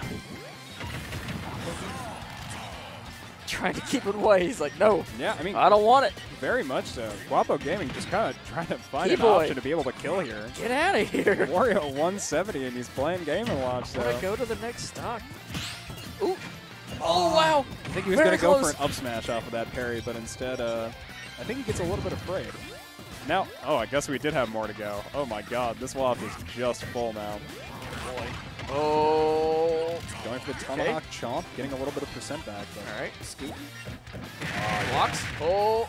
And he's really just trying to scout out Loaf, getting scared and shield, so he can try to get either a shield poke or just any One sort more of stray bacon would aerial. have probably blown up the bike. Yeah. Just hits him with the hands. Yeah. That's All right. I mean, that was a great setup. I mean, the hands hit him into the bike because the bike has a little bit of an extended hitbox. Sure. Because it's a really big thing. Yeah. So, managed to kill a Game & Watch there, though. I mean, 160 on the Wario. One threw it, game and- away from just taking it at Freezie Friday. Yeah, I mean, Loaf has looked really dominant this entire tournament. Even in the moments where he was looking weak, I don't want to say weak. By comparison. Don't watch this. By comparison. But like, even when he was getting close in these games, I mean, and it was never really like this. He was always still dominant. He was always still just. It's like the older brother sticking his hand up against your head, like, nah. You're not gonna take a game. You're not gonna win. But now into this game 3, and I mean, even so far, but the stage advantage is definitely much in the Loaf, boots. and still getting so much pressure off stage. And 70% here on Guapo Gaming on the Game & Watch, and that's not really what you want to be doing if you're gaming on that Game & Watch. No, not at all. This is a dangerous situation for Guapo Gaming to be in. Bike is in the air. Again. Oh, he was going for the that bike was- setup. Ooh, that was almost classy. Yeah, I mean, definitely going for Okay. something very spicy. But unable to convert, and now trying to go for a read to kill Game & Watch. I mean, at high percent, just throwing bike is very solid, but catching that that neutral tech, and that's one stock down for Loaf here. Very close situation for Loaf, just taking it away. But we have seen so much action tonight. I mean, on this second stock, he's almost lapping him. 4% away. Goodness. But off the stage, all right, Guapo Gaming. Yeah, just as I say that, managing to close that stock out with a very nice read on the low bear. Okay. Up and away. Yeah, 45% as well. I mean, Guapo Gaming is definitely not out of the set yet. No, not at all. It's always great to see people kind of recover and figure things out. Of course, he is at a very dangerous percentage. Here comes the bike and the butt. The bike again? Yeah. I was gonna say, I know Guapo Gaming loves to do these floats with the bucket, so I mean definitely options for him. But yeah, that extended hitbox is not gonna assist you against that bear, and that's another stock for Loaf here in this grand finals. And this could just be a 3-0. Well, no, he's already lost one, so we are at 2. Oh, as far as the match is concerned, yeah, I get you. I thought you were talking about stocks. I was like, wait. No. Oh! What was that? Loaf going for the spice. No. That was almost incredible. It was still really cool to watch. I would have popped off so hard. Oh my god. Good lord. We it was love still it. so sick though. Yeah. What a technical play. It reminds me of whenever we were watching Third Strike the other day. That's in the highlight reels, I'm sure. Oh my goodness. Loaf? Yeah, I mean, yeah. Looking confident. This is very, very high pressure for both players. After those parries, you gotta be kind of maybe a little aware that he's on camera. Takes it 3-0 victory for Loaf. Loaf almost getting a clip. Not just any clip. That was almost like a viral, like that would have been like beyond us. That would have been like the nastiest Wario Game & Watch clip I've probably seen since COVID. Wow. So. All right, so we are done. Yeah, we're done with this particular bracket. It is December 3rd on Freezie Fridays. Yeah. Fantastic. Every single event we've had has been just awesome from a gameplay perspective. Even when we have just a few players in the bracket, like it's explosive, it's action-packed. Oh, wait a second. This is Silver PC, right? Oh, potentially. It's got to be Silver PC. Yeah. Take your moaning somewhere else. We're happy that Loaf won. We're just happy we got to watch great sets this game. Loaf almost getting a sick clip as well. Oh, good stuff. I was going to say, if that would have hit, that would have been the nastiest Twitter clip in a really long time. I would have insta-retweeted that. Sure. But instead, getting some good practice in this bracket and managed to take home the win as well. I mean, last time at our monthly, showing up second, but today, no Yachty. Just Loaf, so managed to win it, and good on him. But not, even though all of his victories are in the bracket sense, like pretty. I was gonna say, like in his favor. Some of those matches were fairly close. So I was saying this earlier, which is kind of an issue. Which is you're gonna be saying this a lot about this bracket, which is it was the 3-0 but close. Sure. Ehis had a really great set against Loaf. I feel like I think he probably had my favorite set against Loaf. Yeah. He was playing so aggressive the entire time, just very composed, but when it just came down to it, Loaf proved that he just had the composure to actually take those games. Yep, he got those kill confirms, and it definitely worked out in his favor. We've got our top 3 posing for a photo. Congratulations! Yeah, congrats, honestly. Really great event. I mean, it was a small event. We got finals going on at the U of M, and people are busy. It's getting to be winter in Minnesota. It's not December. Mm-hmm. It's not that snowy yet because of global warming. Yeah. But it is cold. Yeah. It is cold, and people still got to travel out of their house to come to this event. So thanks, everybody, for coming out tonight. We had a showing, which was nice. And we got to have a great bracket. I got to go 0-2. I got to have a great time. And I got to commentate with you, Alex. Yeah, which is always fun. And if you do want to find me, check out AC McCumbers on Twitter.